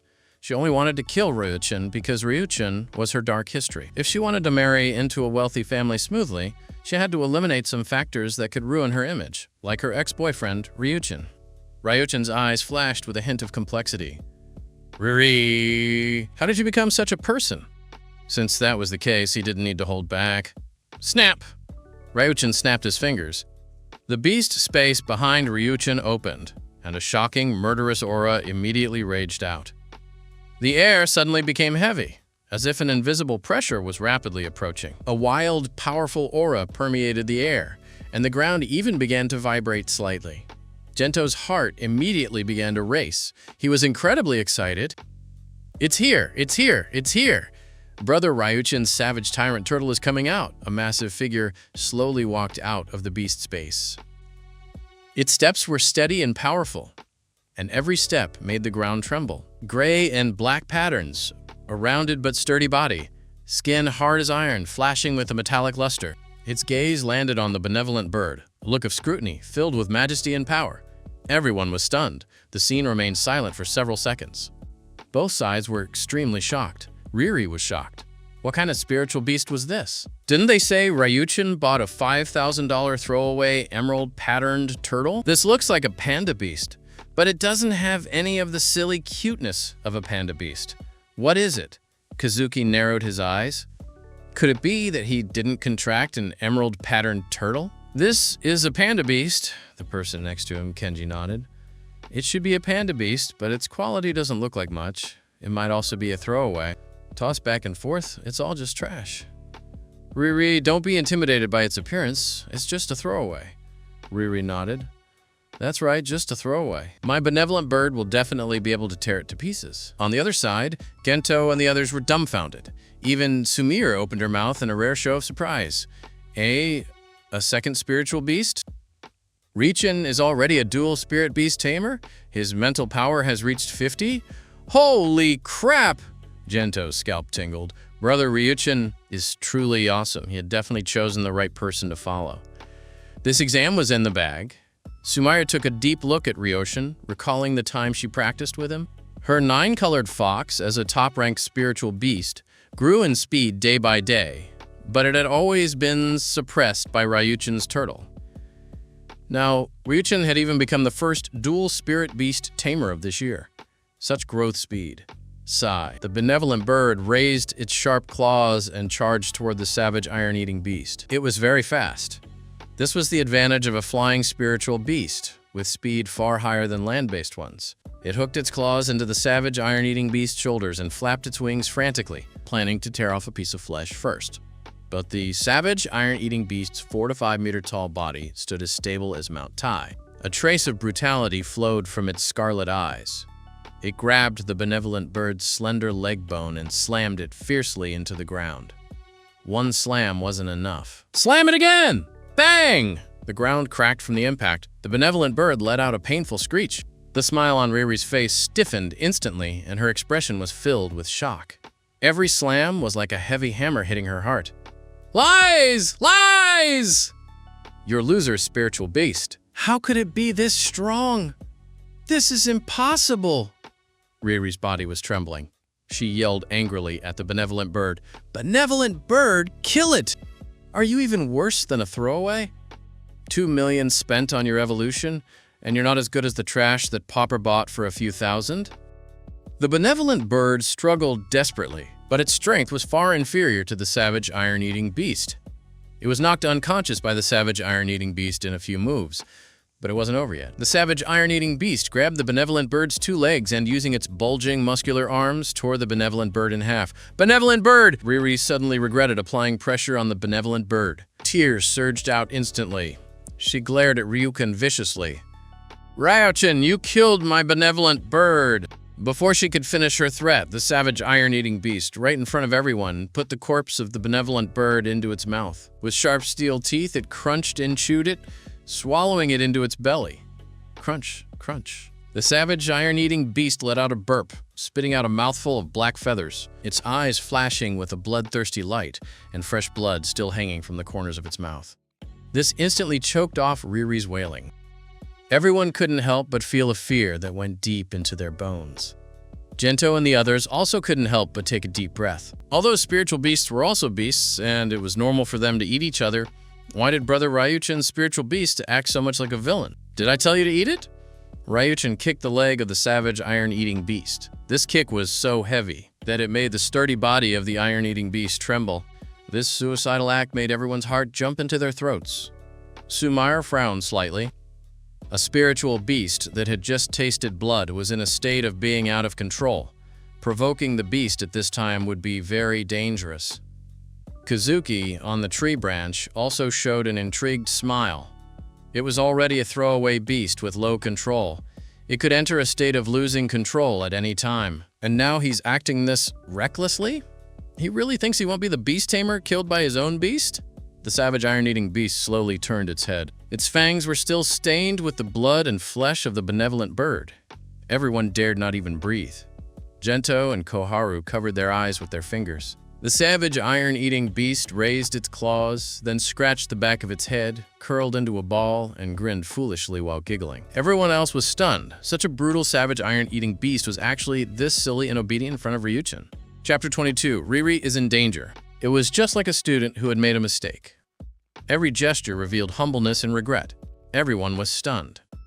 As beast tamers, they knew all too well how high the compatibility had to be to get this level of obedience from a spiritual beast. Ryuchin and the savage iron-eating beast walked up to Riri. Riri was trembling all over. "Ryuchin, what do you want to do?" Ryuchin looked down at Riri with contempt. "You have become this way now. I even feel sorrow for you." Afterwards, Ryuchin passed by Riri and faced Kazuki and the others on the tree branch. "Kazuki, your trap almost killed us. We need to talk about this." Ryuchin asked with a grin. Kazuki's expression sank slightly. "It was only killing a benevolent bird that wasn't skilled in combat. It's not worth you being this proud." "Fine, young Master Liu. There is no need to waste words with this person. I'll go kill him." The person next to him, Tatsuo, volunteered. He summoned a giant ape demon. Thud.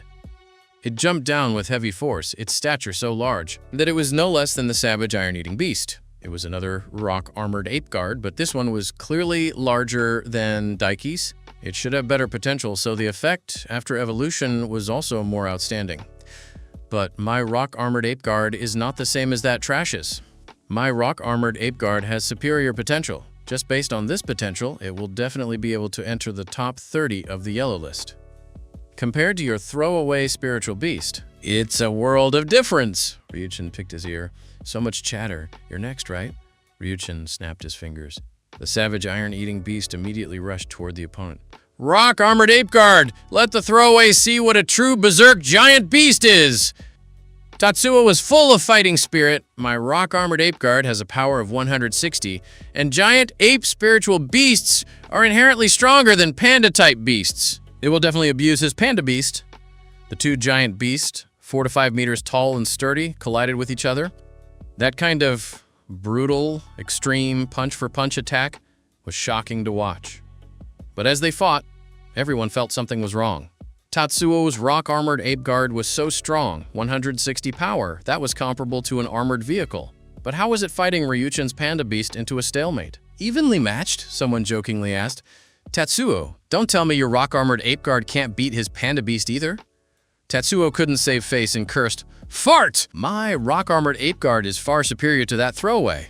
Although Tatsuo was stubborn, they just couldn't decide the winner for a while, forcing Tatsuo to grow anxious. Gritting his teeth, he immediately ordered the rock-armored ape guard to equip its gear. Someone nearby hissed, "Are you crazy? If you wear equipment at this time and are seen by the proctor, you will be judged as cheating directly." Tatsuo also hesitated. Kazuki said calmly, "Don't worry. If the proctor comes, I will explain for you. Since they allow us to set traps, it is only natural that they allow us to equip our spiritual beasts with gear." With Kazuki backing him, Tatsuo's courage grew. Swish. A beam of light was cast onto the rock-armored ape guard. The rock-armored ape guard was immediately covered in armor, and there were even spikes on it. Seeing this, Gento immediately shouted, "You are addicted to committing crimes. You're even using the spike armor. Finish it quickly."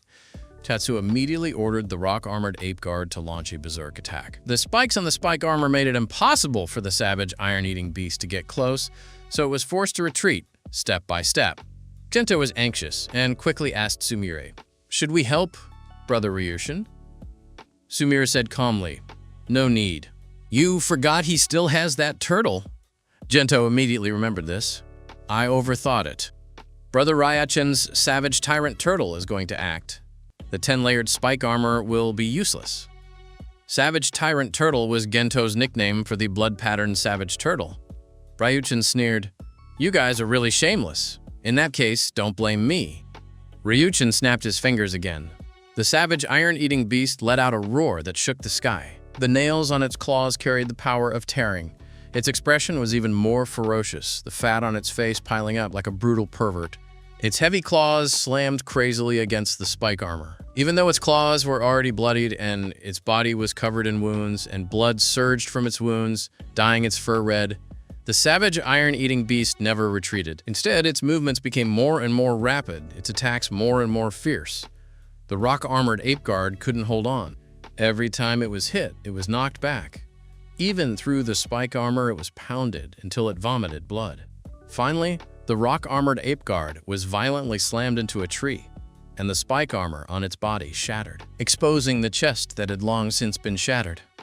On the tree branch, Tatsuo collapsed in despair. How is it possible? How could my rock-armored ape guard lose to a throwaway piece of trash like this? Then, Tatsuo watched helplessly as his rock-armored ape guard had its heart and lungs ripped out by Ryuchen's panda beast. Blood flowed everywhere, and the panda beast once again ate until its face was covered in gore, revealing a look of utter satisfaction. The crowd was so shocked by the battle they couldn't even move. Sumire was once again surprised. She had never seen such a berserk fight, nor had she ever seen a spiritual beast so devoid of fear for death. The level of compatibility and obedience with Ryuchen was simply off the charts. Aside from its poor quality and extreme bloodlust, it was practically the perfect spiritual beast. How on earth did Ryuchen tame it? Sumire was now filled with curiosity about him. On the perimeter, the parents were extremely anxious. The number of light dots in the exam zone was constantly decreasing, meaning students were being eliminated one after another. The specific reasons for elimination were unknown. Some managed to come out alive, while others were sent out as nothing but leftover bones. This meant the danger of the graduation exam was beyond imagination. The parents were incredibly worried.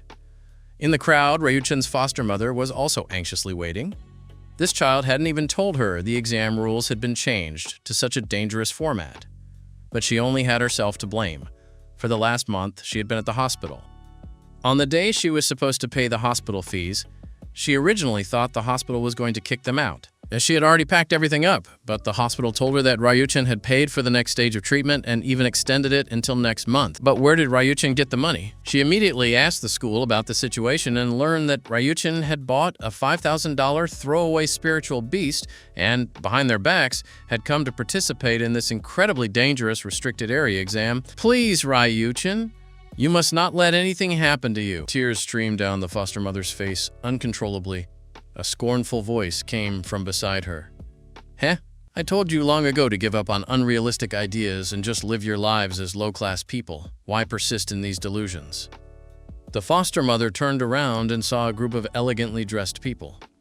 The leader was Ryushen's father's current wife, Ryushen's stepmother. "You are still in the city?" The foster mother looked at this woman with extreme hostility. The woman chuckled. "Of course. After all, it wasn't easy for me to arrange for the immigrant students to take the exam in this city. To repay me, they are willing to do anything." Hey! The foster mother froze for a moment, and then a feeling of horror instantly washed over her. Ryuchen was in danger. Chapter 23. The situation becomes complex. In the jungle, Ryuchen looked at Kazuki. "Now, it's your turn." Such a scornful attitude made Kazuki incredibly angry. "Who do you think you are, daring to treat me with such disdain?" Veins bulged on Kazuki's forehead. His blazing fire fox also began to get ready, its tail burning with raging flames, releasing extreme heat. Suddenly, a buzzing sound came from the distance. The people beside him immediately reminded Kazuki, "The proctors are arriving soon. Let's get out of here, or we'll get caught." Kazuki made a throat-slitting gesture at Ryuchen. "Ryuchen, I hope you don't get eliminated too easily. If you survive until the end, I will deal with you personally." With that, Kazuki and the remaining four turned and left, disappearing into the depths of the jungle. Sumire suddenly said, "We are leaving too."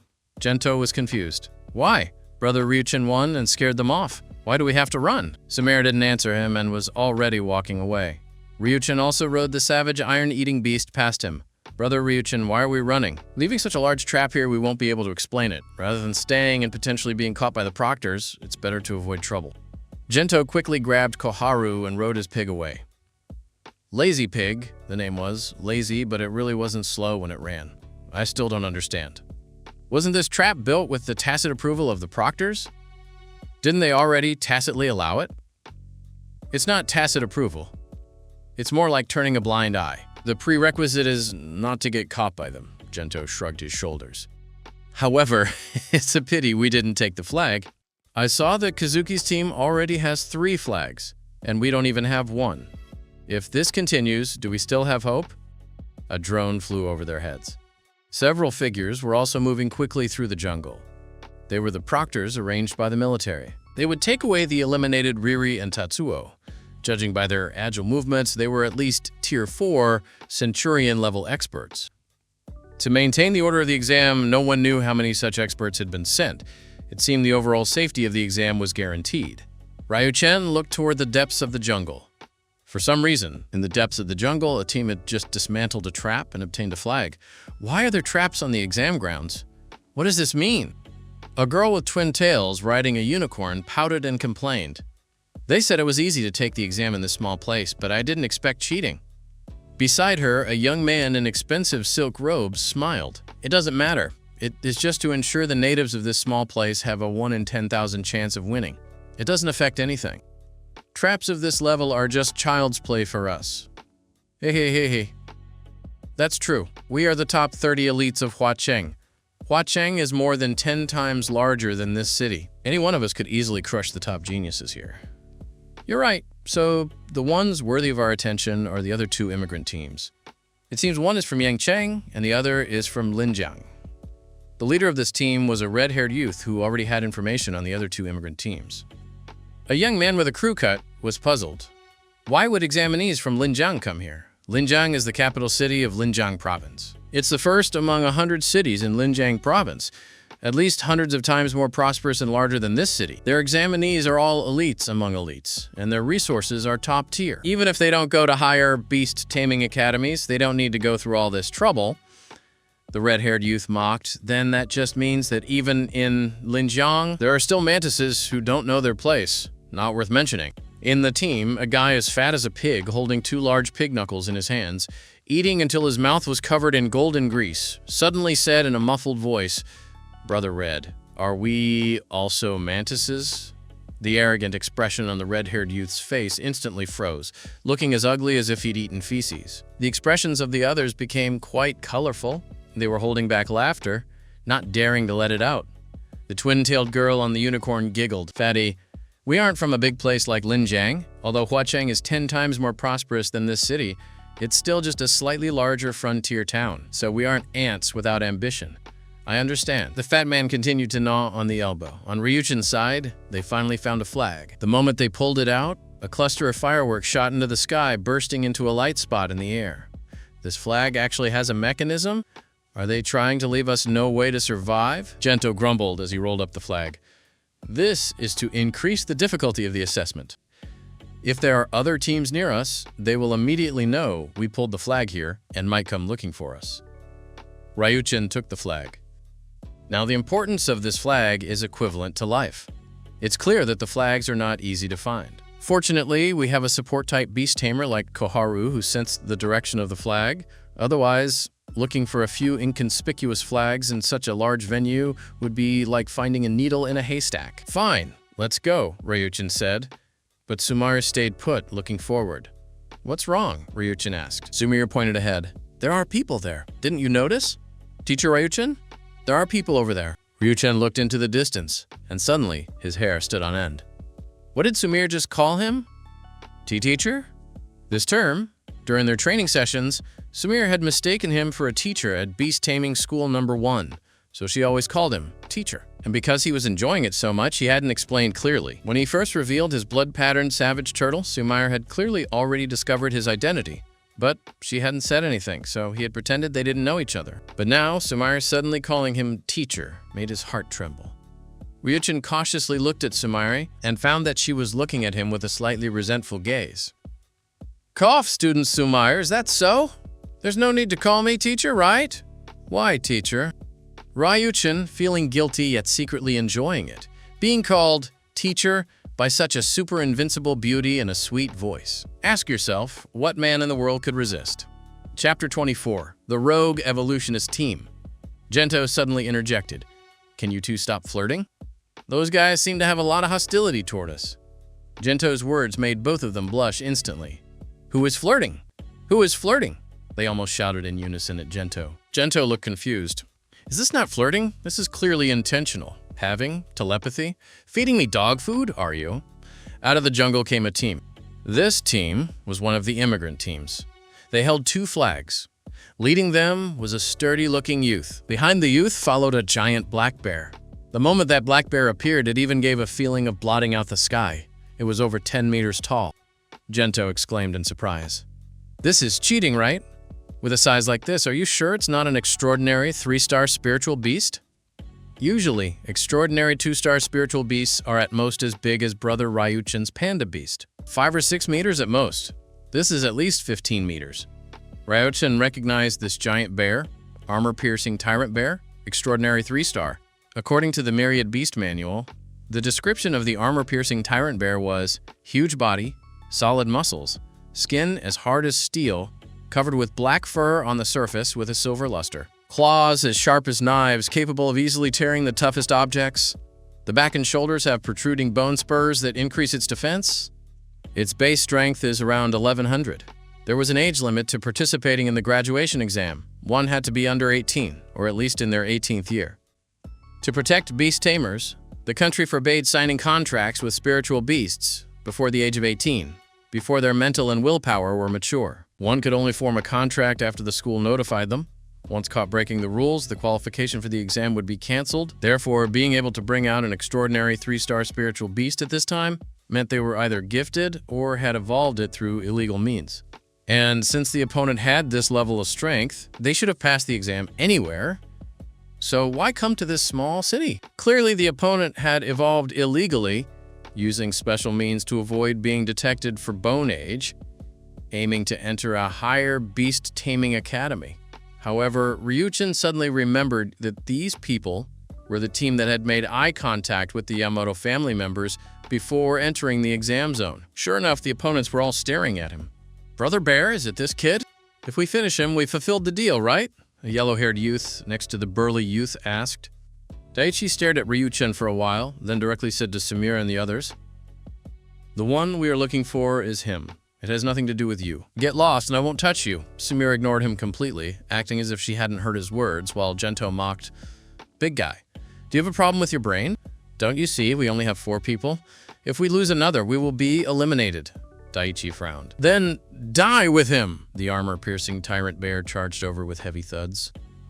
Ryuchin let the savage iron-eating beast block it, but the huge difference in size and strength caused the savage iron-eating beast to be flipped over instantly. Everyone was horrified. This was an extraordinary 3-star spiritual beast. It was too strong. It was simply not on the same level as an extraordinary 2-star beast. The difference in combat power was too great. Even though Brother Ryuchin's panda beast could abuse Tatsuo's rock-armored ape guard, now it was being kicked around like a sandbag. The sense of fear was instantly maximized. Koharu's pretty face turned pale. Then, the armor-piercing tyrant bear charged toward Ryuchin without obstruction. "Nine-colored fox!" Samir gave a short, urgent order. The nimble figure of the 9-colored fox jumped in front of the armor-piercing tyrant bear. It looked even smaller, but the 9-colored fox directly activated its talent skill, Tailblade plus Fire Slash. The flaming Tailblade was incredibly sharp, cutting dense marks on the armor-piercing tyrant bear's sturdy chest armor, managing to block it. Daichi was slightly startled. As expected of a Tier 33 spiritual beast species, to be able to cause sharp cuts to an extraordinary 3-star armor-piercing tyrant bear just by being extraordinary 2-star. But immediately after, Daichi revealed a mocking smile. The 9-colored fox is strong, but it is ultimately only extraordinary 2-star.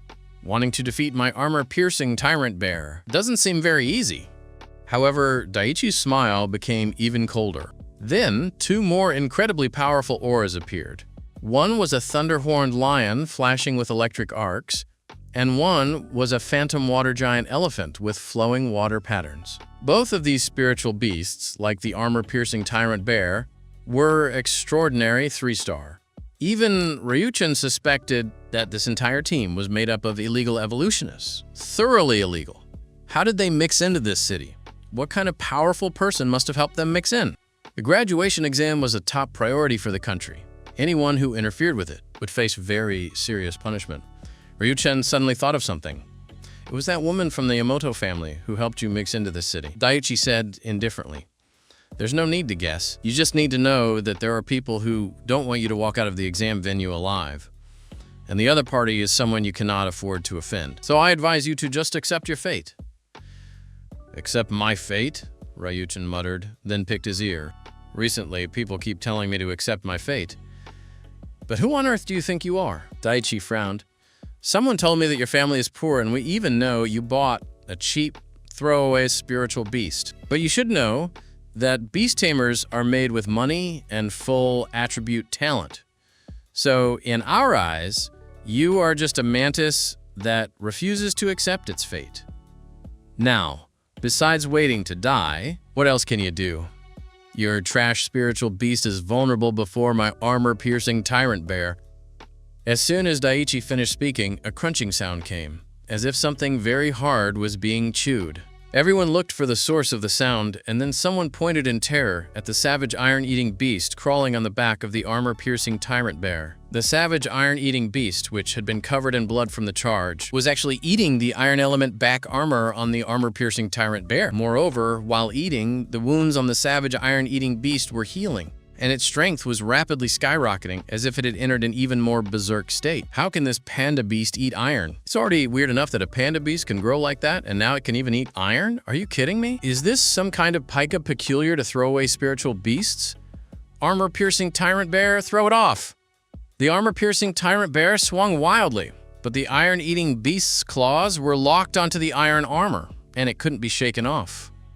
The savage iron-eating beast's aura soared, its eyes becoming even more scarlet. Staring at the back of the armor-piercing tyrant bear's head, it grinned, revealing its fangs, seemingly showing a creepy smile. "So it was you, kid, who kicked me away, right? Iron Fist Frenzy, activate."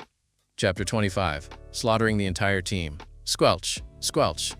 The savage iron-eating beast continued to gnaw on the back armor, and the speed of eating iron was very fast. In less than a minute, it had almost gnawed away the steel back armor of the armor-piercing tyrant bear. Daiichi's eyes were as wide as an ox's. His body stood there like a statue, unable to move. The expression on his face was incredibly spectacular. He was completely stunned. He had to know that this armor was the strongest defense of the armor-piercing tyrant bear. If it weren't for these iron armors giving the tyrant bear an indestructible defense, even high-power armor-piercing shells wouldn't be able to penetrate its chest and back armor, which could ensure it remained invincible in battle. The fur of the armor-piercing tyrant bear actually didn't have very strong defense. Daiichi's pupils trembled. "No! Hurry and stop that panda beast! Don't let it keep eating the iron." Daiichi could no longer remain calm and roared instantly. But it was too late. The savage iron-eating beast had eaten a large amount of iron elements, and the conditions for Iron Fist Frenzy had been met. The muscles on its body were developed beyond belief.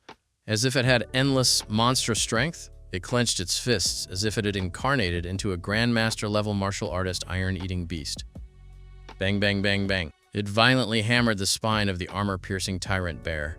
Every punch was as heavy as beating a drum on a hollow mountain, making a deafening noise. The armor-piercing tyrant bear, without the protection of the iron armor, was pounded by the savage iron-eating beast's Iron Fist Frenzy, until its skin was torn and its bones were bent and deformed. "Erg!" The armor-piercing tyrant bear roared in pain. Although the ferocious attack of the savage iron-eating beast made it feel intense pain, its strength was much greater than that of the savage iron-eating beast. Its whole body's strength erupted at this moment, muscles tensed, veins bulged, trying to throw the savage iron-eating beast off. But the savage iron-eating beast's attacks never stopped, punch after punch, like a storm. When Iron Fist Frenzy is activated, iron elements are the fuel for the savage iron-eating beast. As long as there is no lack of iron elements, the savage iron-eating beast can keep attacking crazily. And because the armor-piercing tyrant bear is covered in iron armor, The savage iron-eating beast eats the back armor, then the waist armor, then the leg armor, then turns to the stomach to eat the chest and abdomen armor. Its sharp teeth are born to restrain steel. The opponent encountered was too perfect a counter to its advantages. Daiichi completely broke down. His armor-piercing tyrant bear was just eaten into a bald meat bear. Its body was covered in blood, and everywhere there were fist prints from the savage iron-eating beast. Countless bones in its whole body were shattered, until the armor-piercing tyrant bear was hammered to its knees. Then, the savage iron-eating beast poked a claw through the chest of the armor-piercing tyrant bear, crushed its heart, and the over 10-meter-tall body collapsed, creating a pit in the ground. It took its last breath, and its life quickly faded away. The crowd was silent. Daiichi couldn't believe that his armor-piercing tyrant bear could be killed by an extraordinary 2-star spiritual beast. His burly body fell to the ground. His dream of entering the higher beast taming academy was shattered right there. How could this be? What is going on with that guy's spiritual beast? Didn't the general's wife tell them it was just a throwaway beast? Brother Ryuchin, you are simply too badass.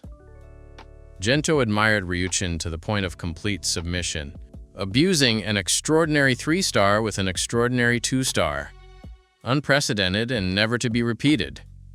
Even Sumair couldn't help but nod. It was true. She originally thought that Ryuchin's second spiritual beast would have weaker combat power because Ryuchin must have spent most of his resources and energy on that turtle. But she didn't expect it to have such strong combat power, feeling even stronger than when she first saw the turtle. Moreover, Sumair couldn't help but observe the savage iron-eating beast. Both of Ryuchin's spiritual beasts had a characteristic. Their obedience to Ryuchin was exceptionally high. Even if their bodies had endured very serious attacks and damage, they never seemed to think about retreating. What kind of obedience was this? How was it achieved? Countless beast tamers dreamed of having their beasts maintain higher compatibility and greater obedience, and even improving it by 1% would cost a huge price. How was it achieved? Hoo-hoo! Gento's lazy pig let out a pig-like grunt. This sound seemed to be accompanied by magic, causing the spiritual beasts of the rogue evolutionist team to start becoming a bit dull. Although it was very difficult to affect an extraordinary 3-star with an extraordinary 2-star, the lazy pig was, after all, a yellow list #1 spiritual beast species. It had once been on the Schwann list for a long time. However, the combat power of the lazy pig was basically at the level of a Battle 5 scum. But just by relying on this ability to make opponents lazy, it held such a high ranking, which was enough to show how abnormal this ability was. Ryuchin looked at Sumair. Eliminate them. Sumair nodded. She didn't intend to hold back either. The immigrant candidates were already rule breakers, and this entire team was made up of illegal evolutionists. And they wanted to kill the local candidates of this city, so they were not worthy of sympathy. The 9-colored fox's fire/tail blade swung again, passing through red lines in the air, avoiding the strongest defensive parts of the spiritual beasts, and precisely slashing toward the enemy's weak points. Slash, slash, slash. With a few slashes, 2 extraordinary 3-star spiritual beasts were decapitated by the 9-colored fox. Ryuchin couldn't help but gasp. Why did it feel like Sumair was even stronger? Or rather, her moves were more ruthless than when they practiced. It seemed that not only did the blood-patterned savage turtle hold back during practice, the 9-colored fox also held back. At this moment, the 9-colored fox roamed among the several extraordinary 3-star spiritual beasts with ease, its agile body incomparably elegant. 9 tail blades swung fiercely, and 2 more extraordinary 3-star spiritual beasts were decapitated. In the blink of an eye, this confident rogue evolutionist team had 5 spiritual beasts dead. Ryuchin also summoned the blood-patterned savage turtle, and together with Gento's lazy pig and his own savage iron-eating beast, they finished off the thunder-horned lion and the phantom water giant elephant. The rogue evolutionist team's spiritual beasts were all sacrificed. Daiichi and the others were filled with extreme resentment, gritting their teeth and roaring. Ryuchin, you have ruined our plan for further education. You are done for from now on. It's not just the Yamato family who wants to kill you. When we get out, we will also use all our connections to chase you down to the ends of the earth until you are torn to pieces. Ryuchin suddenly looked at Daiichi, his eyes incomparably cold.